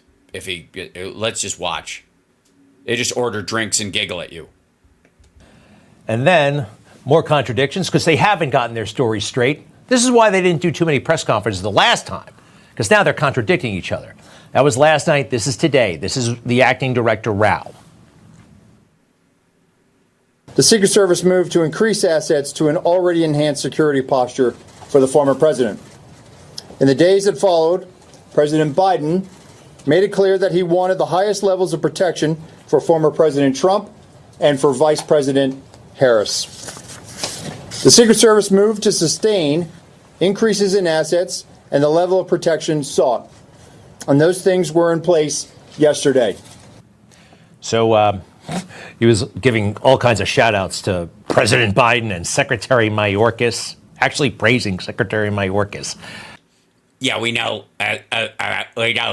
Greg. Political operative who thinks, I believe his mission is to get Democrats, keep Democrats forever. Keep them forever. What, in a coop so they lay eggs? The highest level of security, can I show you this one more time? Regular schnooks with guns should never get this close to a president. Hey, asshole. The road, show the road above it. It's literally like Gun Club Road. Regular schnooks with guns? Regular schnooks with guns is his main constituency. Okay? You're no one here. This road is open. This road... Right, because people have to get to work and go to school. Road is wide open while the president... Right, because there's a fucking school there and he golfs every day. President is playing golf. Fuck him. He can golf somewhere else. He's a billionaire. Live somewhere where other people don't live. That's not the highest level of protection. You want to get a taste of what the highest level of protection looks like? I already showed you the White House. This is the same club in 20... Wait, no, hold on. Fuck you. First of all, there is no situation where somebody running for office gets their own private golf course to have the same level of protection as the fucking White House. Not now, not ever, not anybody. You're so fucking weird. Why would that ever be? 18, President Trump doesn't get this stuff anymore. They got a tank in the back. This is what a sitting president gets. Right. Yeah. That's what he got. You know, Biden didn't get that when he was running, did he? Here, this would be, oh, Greg, you fucking moron. This would be the criticism. If you were showing this, and this was Biden's motorcade as a former vice president who's running for office in 2020, if this was the motorcade they gave him with a tank and all this kind of shit, right? He got the same thing the president was getting while Trump was in office. He didn't. Trump got this shit. And Biden got zip. They got the same detail he had when he was vice president. which was smaller than Trump's. And they shut down everything. President Trump needs more, okay? And here's... No, not okay. And if he needs more, they need more from him. He's got to be a fucking grown-up. Something else that has been kind of unmentioned. Where did this guy park? That is, yeah, that I had been wondering about that. Did he pay for parking even? I mean, where is the... I mean, I can't believe he actually paid for the meter. Where is that charge? Huh? Where did he park? Where did the shooter park? Across the street. I've heard that he was there potentially for 12 hours waiting for President Trump to go by. They have not told us yet. Oh, fuck you, dude. You think he parked it exactly where he was? You think this is a misery like the car? He was right here, so the car should have been parked right about here? Is that the idea? That's the part you... Oh, fuck me. That's the part you find curious. God damn. Greg. Jesus, man. I hate you, and I am embarrassed on your behalf. At what he did with his car. Now, if you park the car on Summit Boulevard, that's what you're looking at right there, it's going to stand out, don't you think? Yes. Yes, it would. Great work. And you know what? And people say you're not a journalist and that you're just a twerp with an attitude problem who rides the bus. I don't think that's fair. Hey, somebody has had their car parked for 12 hours right outside the golf course. So they haven't said whether it was there. It wasn't there.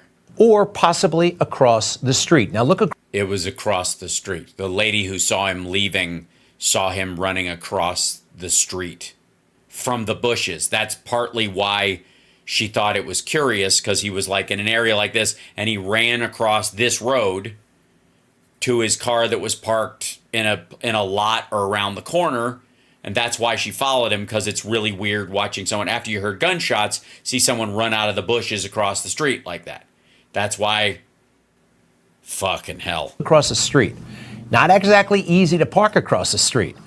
There's a post. There's literal. Hey, shithead. You literally. Oh, fuck me. Now look across the street.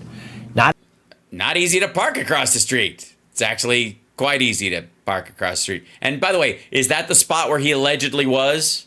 Not exactly easy to park across the street. There's a postal facility with barbed wire. And a car parked right next to the barbed fence, which no one seems to give a fuck about. Wire. And all kinds of signs. The signs on the side say, don't park here. You got to work. Well, he is an assassin, and those are... No, I don't know if you know this, but would-be assassins are notorious scofflaws. Park here if you're going to park here. If that guy parked on the street and left his car there for 12 hours, this is yet again another major scandal. Okay, first of all, he didn't. Shut the fuck up. Period. Dude, he didn't. There's no... Again... What, did he give himself a fucking flat? What are you talking about? Of course he didn't park on the street. Nobody says he did. You're making up a scandal. And why would you, in the face of a fucking assassination attempt, an alleged one, why would you have to make up goofy shit like this? I mean, if he wasn't as dumb as we know he is, I think it was just a Machiavellian mind trick on maggots. But I honestly think he's this fucking stupid. But they're in the habit of not telling us all the information. Oh, fuck you, dude. Where did he park? They're in the habit of not telling us. Jesus Christ, man. Some of the stuff they're not going to tell you because they're still ascertaining it, or it's part of an ongoing investigation. Part of it has to do with what eyewitnesses saw and them trying to straighten out what actually happened. And the other parts are self-evident bullshit. This is self-evident bullshit. Of course he wasn't parked there for 12 hours, stupid. They really are. There's no parking there. And why do they have to wrap up these press conferences 6 minutes after they start? What's the rush? What? Wait a minute. I got to go back. Pardon me. I got to end on this. This is your big complaint, that the press conference was 6 minutes long, which it fucking wasn't, and that they're not giving you all the details. You're a reporter. Report! But they're in the habit of not telling us all the information. They really are. And why do they have to wrap up these press conferences 6 minutes after they start? What's the rush? What is the rush? All right, let's go. Jesus Christ. All right. Yeah.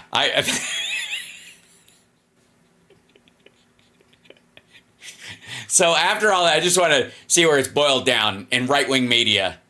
To the supreme nugget, the intricate, important parts of this. What's the essence of the story? Separating the wheat from the chaff.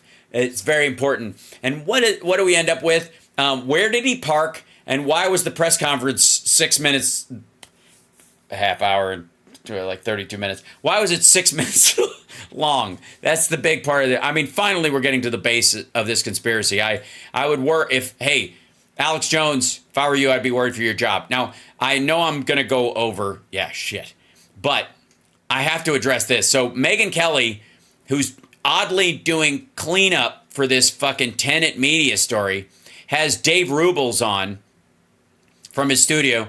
Both of them wonderfully using a filter that's just so smoothing. I wish I had something like that, like where they just they look like those ads for skin cream where you're like, hey, if you're doing an ad for skin cream, shouldn't I be able to make out the details in your skin? You look like the security guy from Deep Space Nine. You look like you've been buffed and belt sanded, but I know it's fake, right? So, yeah, this is Dave Rubel. That's Megyn Kelly, who is in front of a giant George O'Keeffe painting and an affront to, I guess, the people at Fox that fired her. But she has Dave Rubin on to address the Tenet Media indictment and allegations of Russian campaign for the very first time. Let's hear it from Dave Rubels. But the audience knows this because I told them when the story broke. You and I were chatting, and you said you might be doing this sort of side gig with this organization that Lauren Chen, who'd been working for The Blaze, was putting together with some podcasters. And I said, don't do it. Did I not say don't do it? I said don't do it. I told you not to do it. I said the Cuban money is way better. You did say don't do it. You did, but well, let's give people a little more detail there. It wasn't just don't do it. Basically, what I told you was Lauren Chen, who I've known for about a decade. Your viewers probably know her. She's in the talk space on the right side.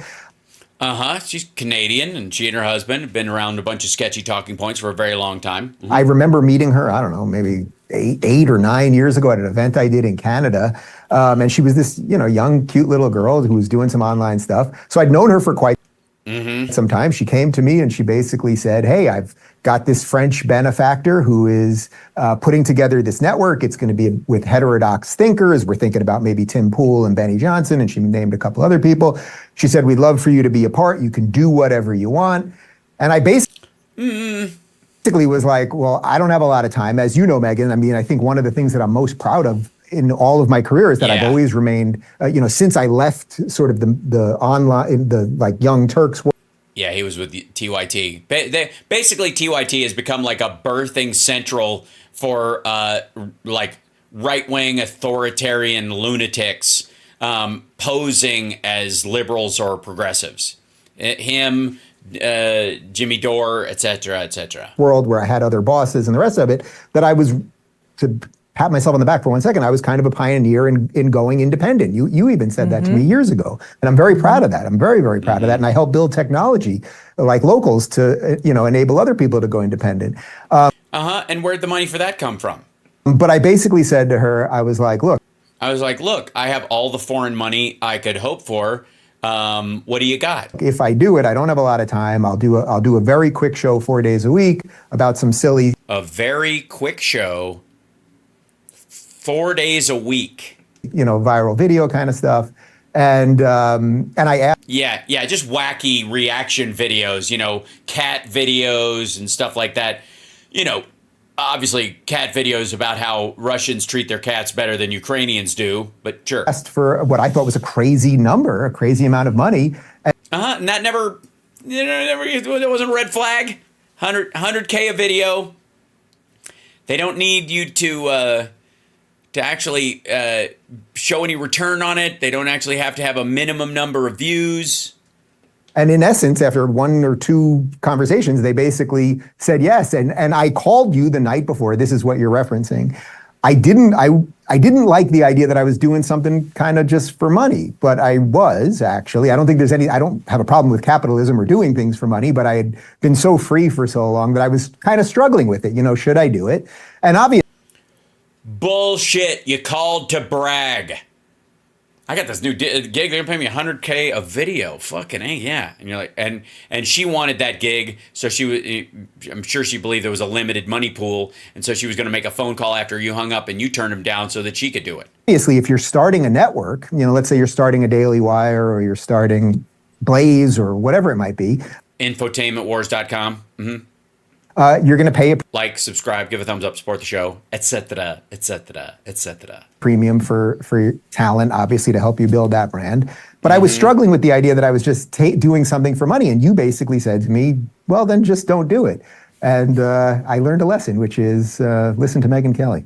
Because then a headache happened, which I had no idea was coming. It's a headache. It's a headache. Yeah. It turned into just a nightmare. So you did the work, you got the money, reportedly.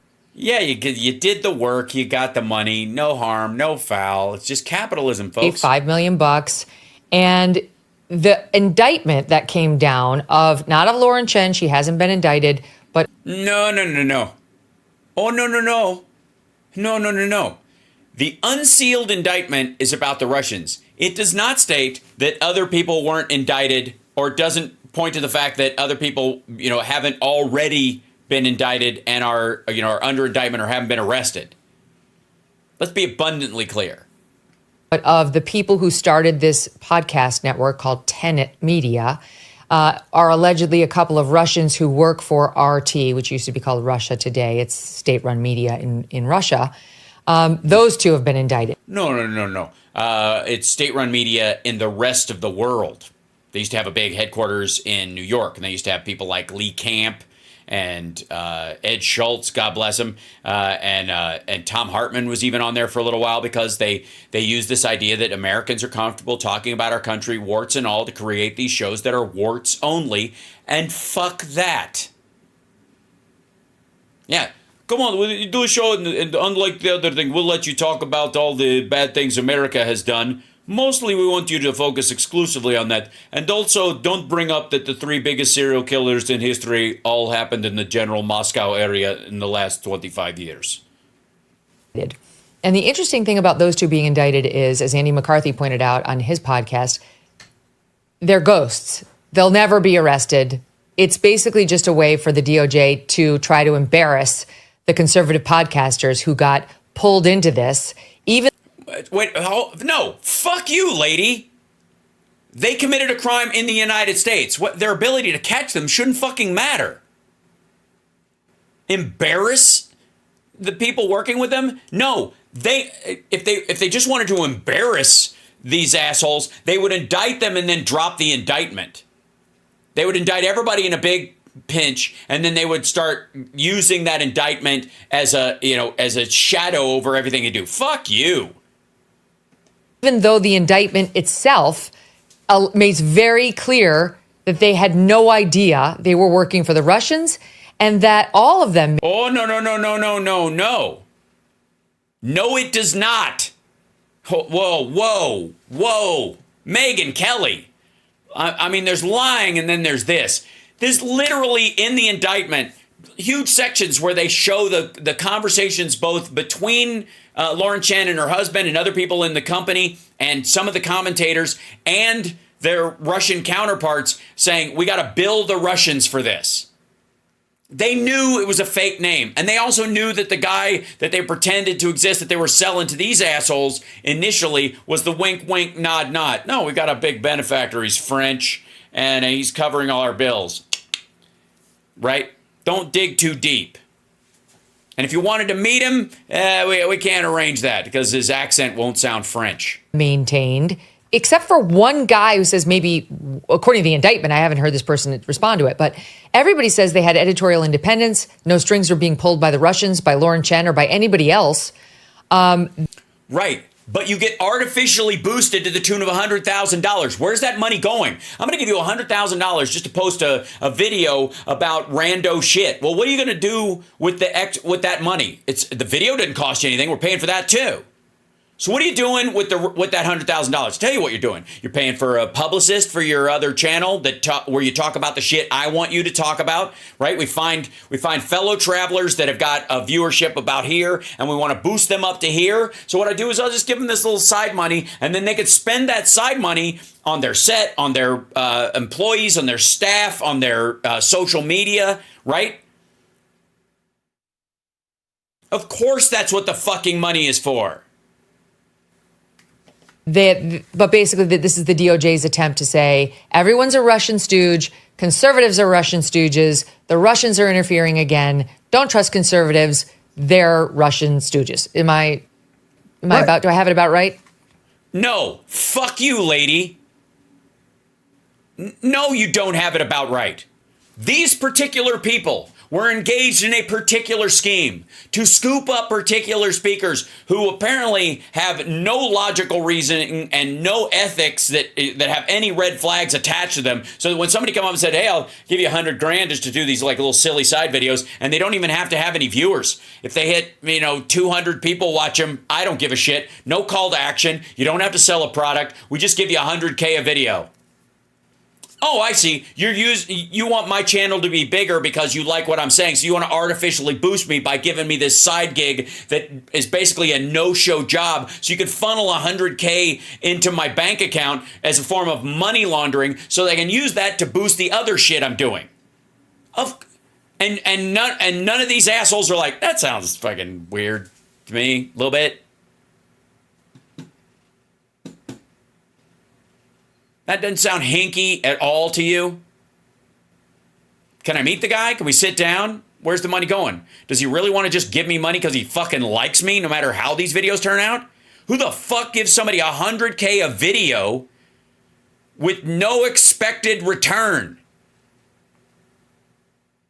And by the way, who the hell wants to listen to somebody who would fall for that shit? Who's like, oh yeah, fuck, I'm all in.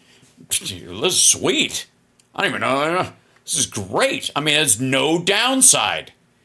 And I'm sorry, I'm supposed to trust your judgment? Mooney Girl says, you deserve $100K a video, Hal. I agree, but I'm live streaming for hours and hours. These are like little 10-minute videos they're putting out. It's just bullshit. Just, like, it's fucking gross. You do have it about right. The funny... No, she doesn't. You don't. You're an asshole. She's an asshole. This is all bullshit. Fuck you. Other than that, I have no opinion. The thing to me is when this story broke, whatever it was, 10 days ago, and I read the indictment, I'm so used to reading dishonest things about me that when I was reading it, I was like, oh, this actually is all true. I knew Lauren for all these years. She told me I was working with this French businessman. I'm commentator #1 in the indictment for people that want to read it. I'm the one that asked for more information. They sent me what I think now it says is a fake AI bio about this guy with a picture. Maybe you guys have it over there. It's fancy. It looks fancy. No, but even... Yeah, and what do you need? They sent me a fake AI bio about this guy with a picture, a little dossier. I could have Googled it and found out the motherfucker doesn't exist. But, it's $100K. I mean, like a gift horse in the mouth. Right? Seattle slew. Even that didn't I was like not satisfied with that. So I look at it's a page. It's printed. And there's a picture of a guy. And look at it and $100,000. Read it, peruse it.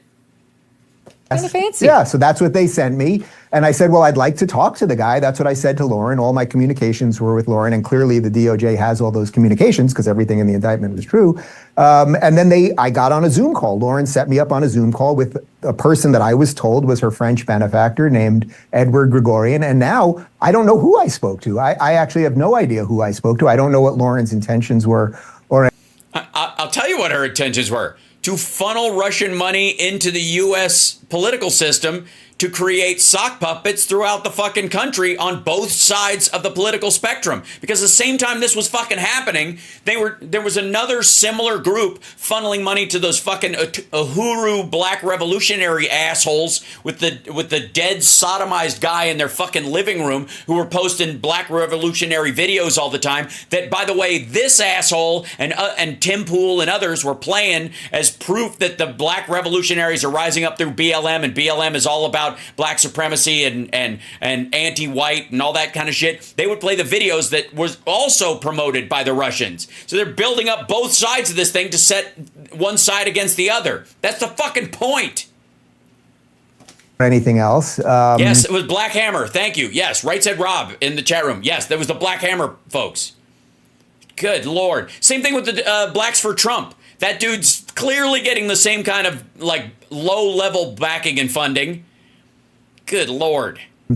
So, look, we, as the DOJ said to me in an email, look, you guys are the victims here. You guys got completely duped. I completely stand by all of my editorial decisions and everything else. Also, this had nothing. Sorry. So the DOJ isn't just targeting conservatives to embarrass them the way Megan said, and that they treated you with professionalism and were aware of what was actually going on. And then in the particular situation where Lauren Chen lied to you and had some dude pose as the benefactor so that they could supply you with this money. And even though it's hinky as fuck and it should have set off all kinds of red flags, you let it slide because at least you had plausible deniability in this doopy bullshit.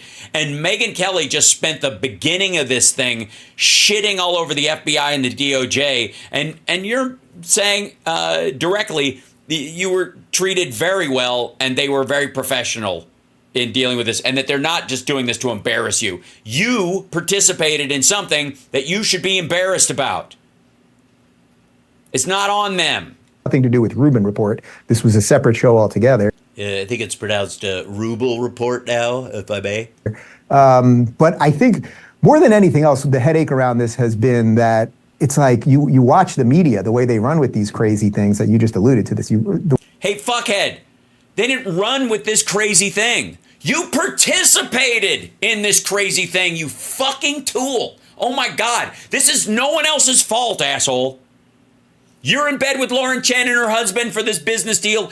Everything was hanky about it, and you took the money anyways. And there was no return on it. It was just a dangly, shiny bit in the fucking air. And then when it turns out to be too good to be true, because that's what it was, you want to blame other people for trying to embarrass you about doing something that is fucking embarrassing. You should be embarrassed, you dickhead. It's not them. It's not their fault you did something embarrassing. It's not their fault you were a willing participant. You as long as you could stiff arm anything that didn't give you plausible deniability or pretend you didn't obviously know what was going on, you were okay to go along with it. And then somebody draws attention to it and it's their fucking fault?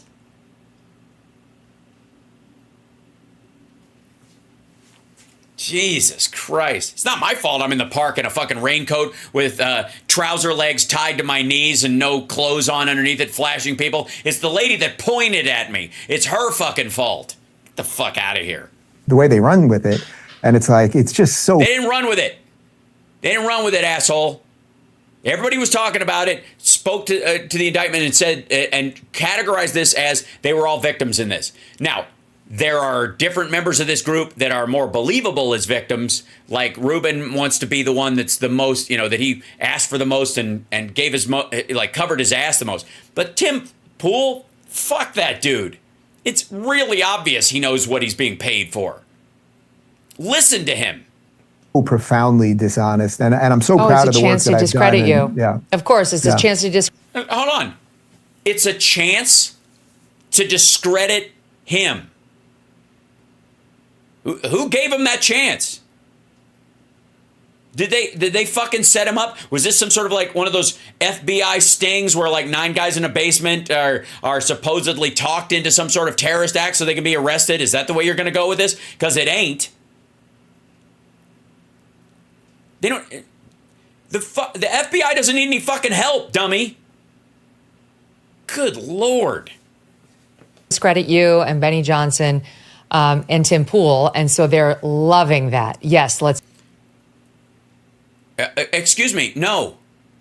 Again, you don't get to lay this off on especially as white glove as the DOJ and the FBI were about this, in treating them and saying you guys were victims in this and being very nice about this. Then you look at this as an opportunity to curb stomp these people, and they absolutely went after Russian influence money in our elections. It should stop right fucking there. If you have any honor at all, Megyn Kelly, which you clearly don't, because after what happened to you at Fox News, which I think a lot of us found atrocious, you followed it up by sucking up to Donald Trump, who's, the Roger Ailes of political campaigners.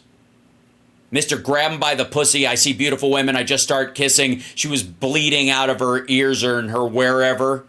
Lord almighty, woman. Let's do that. That's thrilling. We can take out the legs of anybody they find a threat without actually reading. The indictment makes very clear. I mean, it says it's crystal clear that Founder 1 and Founder 2, that's Lauren and her husband, work together to, they say, mask the true source of funding, RT, by falsely portraying to Commentator 1, that's you, and 2, that's Tim, that this company was sponsored by a private investor named Edward Gregorian. In truth and in fact, this guy was a fictional person. They say, for example, during contract negotiations, Commentator 1 requested that Founder 1 provide a profile of the article on this guy. And in response, that's me. Founder 1 sent him a one-page profile provided to him, and so on, blah, blah, falsely describing him, blah, blah, blah, blah, blah. And they say... Yeah, just blah past that part. It's good, Megan.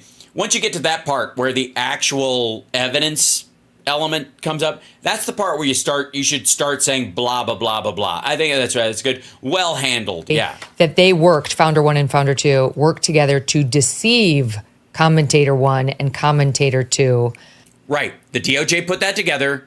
The FBI, everybody involved in this. Again, white glove treatment for these dumb motherfuckers. During this, by the way, in this unsealed indictment, that does not mean they won't find out later if they have more communications from other sources besides what they openly talked about on Discord and other places, that they weren't in deeper with this shit. Who respectively have the following YouTube following or Twitter followers. So not even the government alleges that you knew. But now that leads me to the tough questions that people want answered. Number one, now that you know it was Russian money, do you give it back? No. Well, I don't know who I would be giving it back to. The Russians that duped me? I'm not sure. I mean, I'll decide donate what to do to charity. I'll probably donate some of it. Some of it. I've been dealing with just the immediacy of lawyers just cleaning up everything with the DOJ. And as you said, I was never accused of anything or anything else. I have an email from them saying that I'm the victim here. So we're trying to figure that out, and I'd be happy to follow up with you on that, either personally or publicly, when we figure that out. I'm starting to fidget with his ring. I could probably transfer it to my husband's accounts. That would probably be the easiest things now that I'm thinking about it. Maybe my husband could start a charity, and then I could just give the money to his charity. Hey, Gary, call Eric Trump and ask him how he did it before he got caught by being an asshole. Thanks. Okay. Anyways, what was I saying? I don't even know what the honest, I did the work. I did a show, and ironically, I'm quite proud of the show. We did a silly show about viral videos where it wasn't even political largely. It was like, fat girl goes into Wendy's and throws hamburger at somebody. It was nonsense. The gimmick of the show, actually. Well, people like that on the internet. That was the show. Yeah. By the way, if you'll recall, at this exact same time, Ben Shapiro was doing a series of videos called Ben Reacts for the Daily Wire. I would not be surprised if we find out later that there was financial support for him to do hey, we've got this guy who will give you $100,000 a video to do these just normal silly reaction videos. And then whatever you do the money, you don't have to get any views. Whatever you just take that money, use it on your network, help it grow. Same fucking time. Same fucking time. And they're not doing it anymore. He's not doing those videos anymore. Right about the same time this shit was happening. Yeah. Did anybody ever tell you what to report, what to say, or what not to report and say? No, all of my conversations with Lauren, all she kept saying was this. Was that you don't have to do anything for it. We want heterodox thinkers. We want you to do whatever you want to do. I even said that to you, if you remember specifically our call from way back when, that the only reason I was going to do it, I was like, it's not going to be a heavy lift because I'm going to cover these silly viral videos and do whatever I want. And that's it. Wait. Also, why the fuck, if you were an investor, let's just think about this for a second. You're an investor and you're looking at people, online personalities. And you want to set up a network where these people just attack viral videos, make reaction videos about stuff. And think of all the people that do reaction videos to run-of-the-mill, just like silly videos, cat videos, whatever that shit is. There's tons of those people online. And instead of setting up a network where you pay those people to do it, you get heterodox thinkers. You get a group of right-wingers who all think the same way. Right? They all agree on fuck Ukraine, for example. And you pick those people and you're like, I'm going to pay you to do viral videos about silly stuff. And I'm going to pay you way too much fucking money. And I'm never going to expect a return on it. The most fucked up part of this whole thing is that why do you need heterodox thinkers for a network that's just doing viral videos? That should be yet another in a series of fucking red flags, right? What difference does it make? Why wouldn't you just pick people who are like really good at the viral video thing and then just try to give them money to build them up and hope that you could make a profit off of the extension of that? Why would you just go, here's a bunch of people that hate fucking Ukraine and that are pushing the government wants to vax you into it and the Democrats are all fascists and Donald Trump, the sun shines out of his ass. You find a bunch of those people and I want to pay those people to talk about pop culture shit for no return on my money. But they all have to think that way. My money has to go directly to people who are like, fuck Ukraine, fuck Joe Biden, fuck Kamala Harris, fuck the Democrats, they're all fascists, whatever, stolen election, blah, blah, blah. All that shit. They have to agree on these 10 points, and then I'll put them in a network, and then I'll just pay them way too much money for fucking nothing.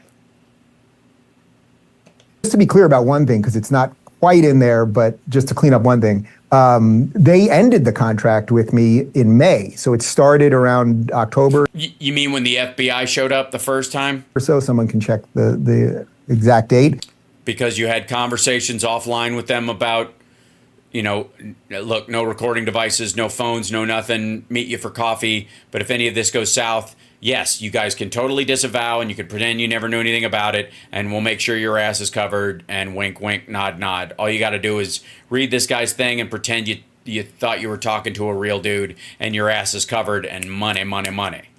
But they ended it in May clearly because they were not, whatever it is they wanted out of me, and again, I didn't know any of this, clearly they were not getting it. So it's not as if I've been in contract with them the entire time. They sent me a desist letter, and then I was just like, you know what?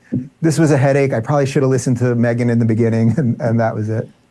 So you only dealt with Lauren. You didn't deal with the two people above her because those are two Russians who are named in the indictment who they claim are trying to pull the strings here. No, Lauren is the only person I ever spoke to.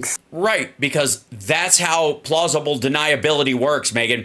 But you know what? Fuck me. We'll all just pretend to be brutally naive about the whole thing. Let's all just pretend we've never watched a true crime documentary. We've never watched a documentary. We've never about spying. We've never watched the fucking Americans. We've never watched Stranger Things, right?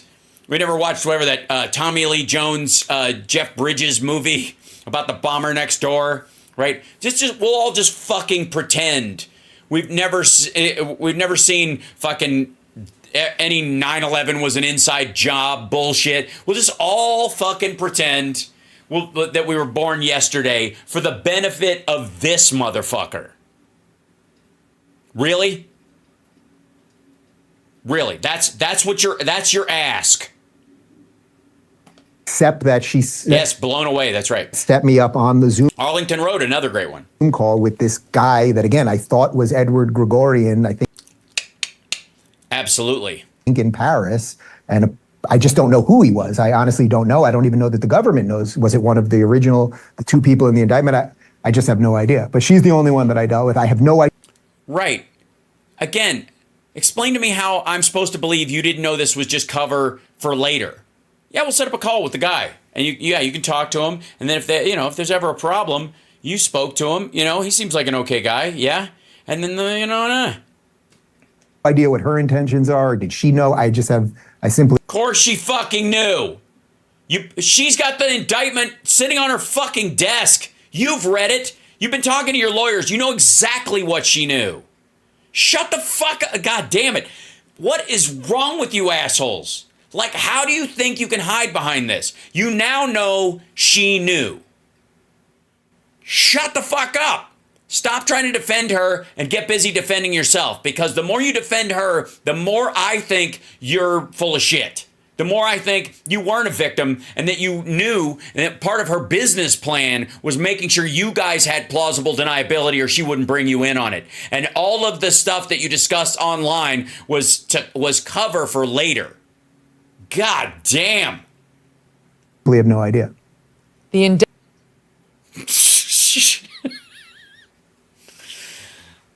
We have no idea. I had no idea. I had no idea.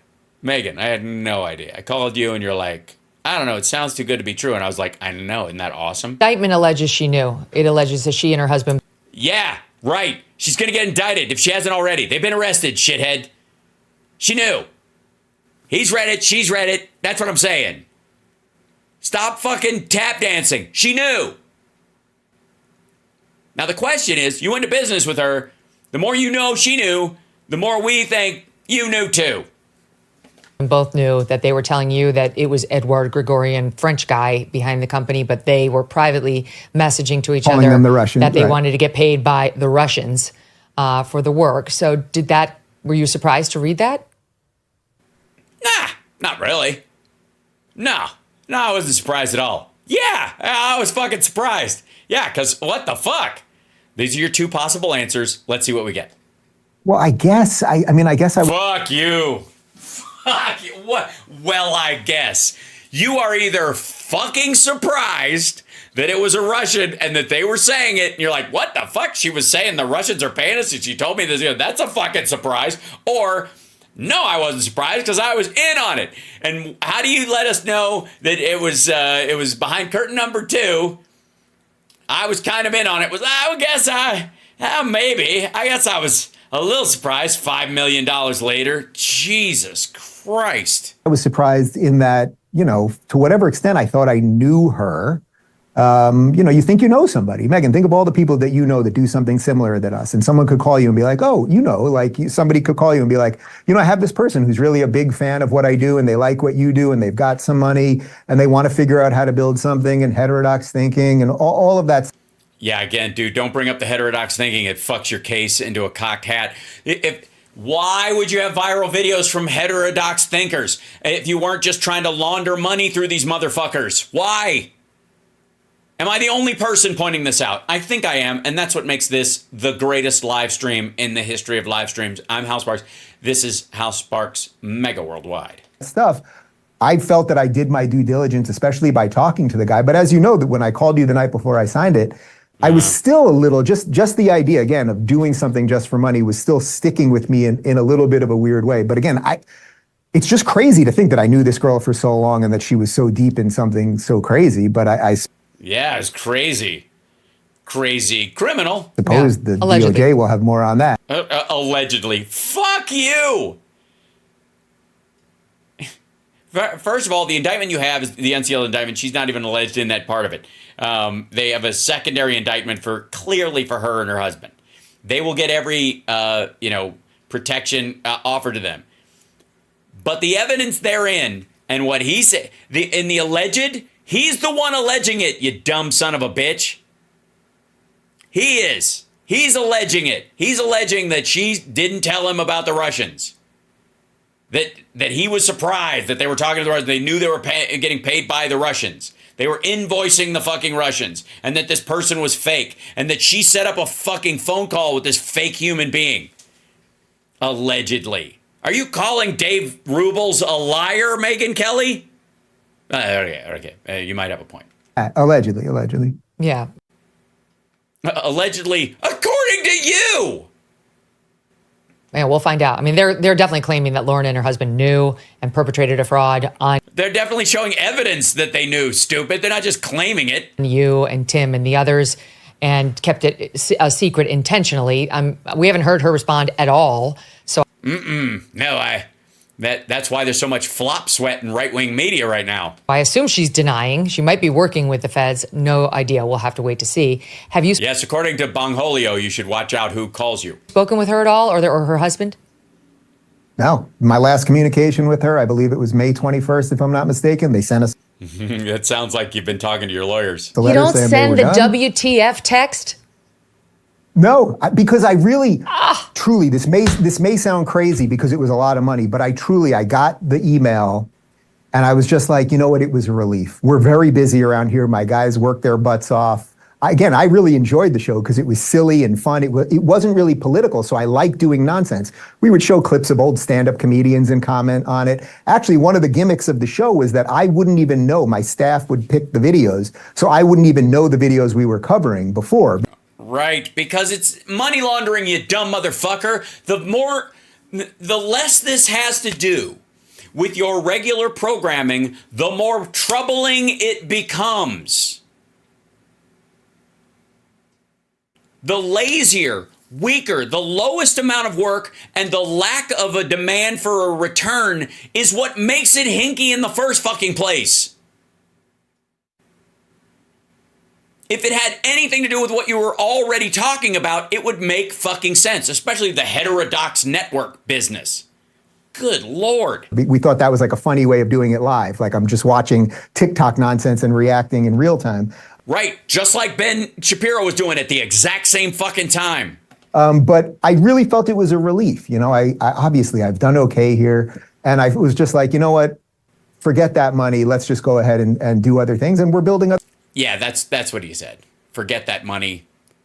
It wasn't because they got a fucking phone call going, hey, psst, yeah, the turtle is in the shoebox. The turtle is in the shoebox. Okay, we're not doing any comedy videos this week on our special secondary fun show or whatever that we normally do. That's just for fun, guys.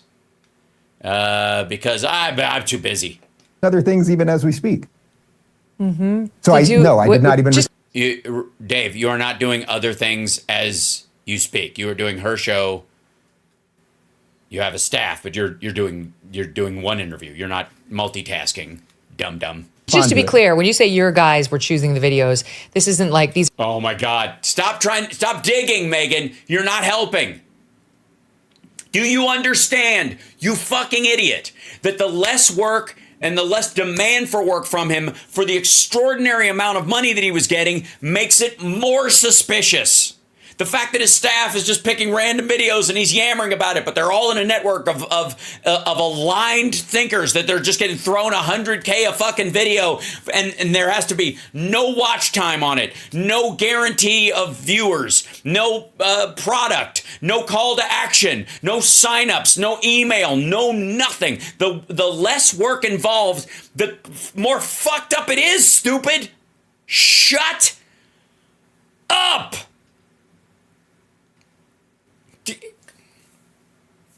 So, all right, somebody comes up to you and they go, hey, I know you got some free time or whatever. Would you, I'd like you to just sit outside on your porch. I'm going to pay you, I'm going to give you a sign every week, just a different one. It won't really mean anything, but I'm going to give you a bunch of money to sit on your porch. How much? $30,000 a week. To what? Just twice a week. I want you to sit on your porch. Do I is there a time? The amount of time? About 10 minutes. Okay. Do I have to do anything? No. I mean, are you going to put like an ad in front of my house? No, nothing at all. I just want you to sit on your porch. I'm going to pay you $30,000. my immediate thought would be like, when are you going to shoot me? At what point am I going to become a viral video? Is somebody just going to, like a wrecking ball, it's going to hit my house while I'm sitting there at some point? Yeah. Do I need to strip? Yeah. So we're going to set you up with an OnlyFans, and you can keep your clothes on. You don't have to do anything, and we're just going to have you. We're going to have you play. I don't know. Play Uno by yourself. It's a low level kink. What do I do? What am I allowed to do with the money? Anything you want. Okay, so the fact that I run Stormfront, racist website, you're not paying me to run Stormfront, the neo-Nazi KKK website. You're not giving me that money. You're just giving me the money to sit on my porch. Yeah.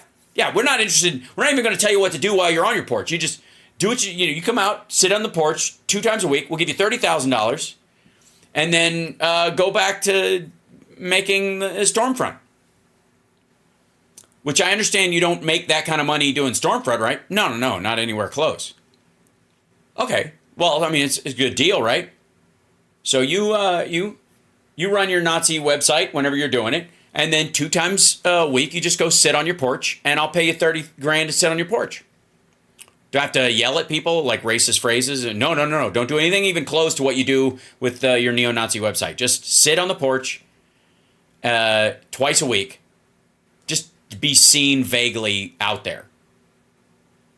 Am I the only one doing this? No. We've got David Duke. We've got fucking a bunch of like QAnon racists. We got Marjorie Taylor Greene and stuff. And they basically all just go out and sit on their porch twice a week, and we pay them to sit on their porch. And what about the rest of the time? I don't say anything. See how this works? Yeah, Laura Loomer, right? See? Builds itself. But those people and only those people. So you're not paying other people to sit on the porch? Oh, no. We are. We're paying the bunch of Black Hebrew Israelites and some pro-Hamas folks, and we're some like Ron Paul leaning people, like 8 of those people. We pay them $30,000 to sit on their porch. But you don't make them say anything. They don't have to tell. No. No, they just go do that. Cool. Sounds a little too good to be true. Can I speak to the guy in charge to make sure that I'm not engaged in anything illegal? Yeah, sure. Here's a picture of the guy. It is totally not AI generated. And if you want to do a Zoom call, he won't be on camera because of the time change and it's dark where he is. These aren't guys controlled by the Russians. These are your guys. No. In your life. I mean, Yeah, my just to be guys in the clear. morning. No. Yeah. My team in the morning. Are you guys controlled by the Russians? No. My guys in the morning, literally. Hey, asshole. Again, this makes it worse, Megan, this makes it worse. That's the point. They're paying him to sit on the porch so that he can take that money and artificially elevate the other shit he does. As a matter of fact, the more scrambled, worthless, and distanced from what he normally does, the easier the work, the lack of commitment, all that kind of stuff is the crime. Fucking hell. All right. I went way over tonight, and I understand. But sometimes when you've got the greatest live stream in the history of live streams, it's going to go long. It's going to go deep. After all, I am the deep state. I am the establishment. Like, subscribe, give a thumbs up, support the show. Patreon.com/HalSparks. Very helpful. Memberships are available on YouTube. You can gift them now, I think. Twitch, definitely. If you have Amazon Prime, it doesn't cost you a dime. Support the show if you would, but at the very least, subscribe wherever site you're on. And if you're on YouTube ever, please subscribe there. That would really help. Get my numbers up so these assholes have to take me seriously, because I'm not buying views and I'm not buying followers and I'm not going to. So, and I'm up against, let me tell you, it is me against the bot farms. If you want a good visual of what my digital life is like, it's the scene in iRobot where Will Smith is fighting the big buses full of robots that are just jumping off and try to tear his car to pieces. That's basically what I do for a living right now. Anyways, I love you guys. Take care of yourself and take care of somebody else. And what does this button do?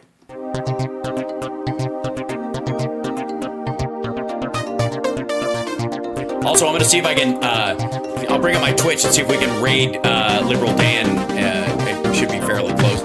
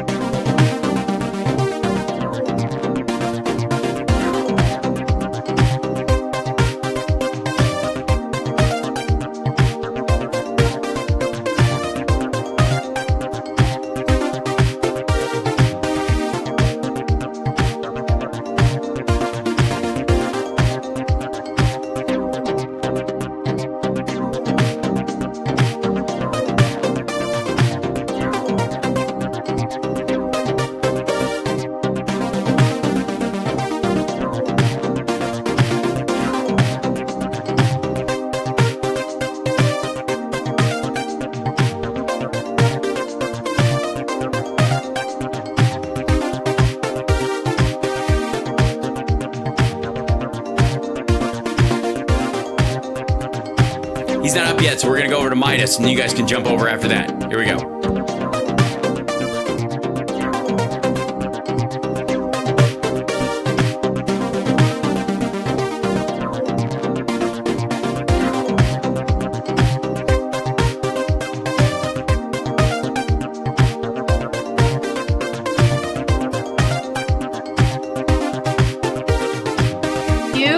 I mean, was he someone that your office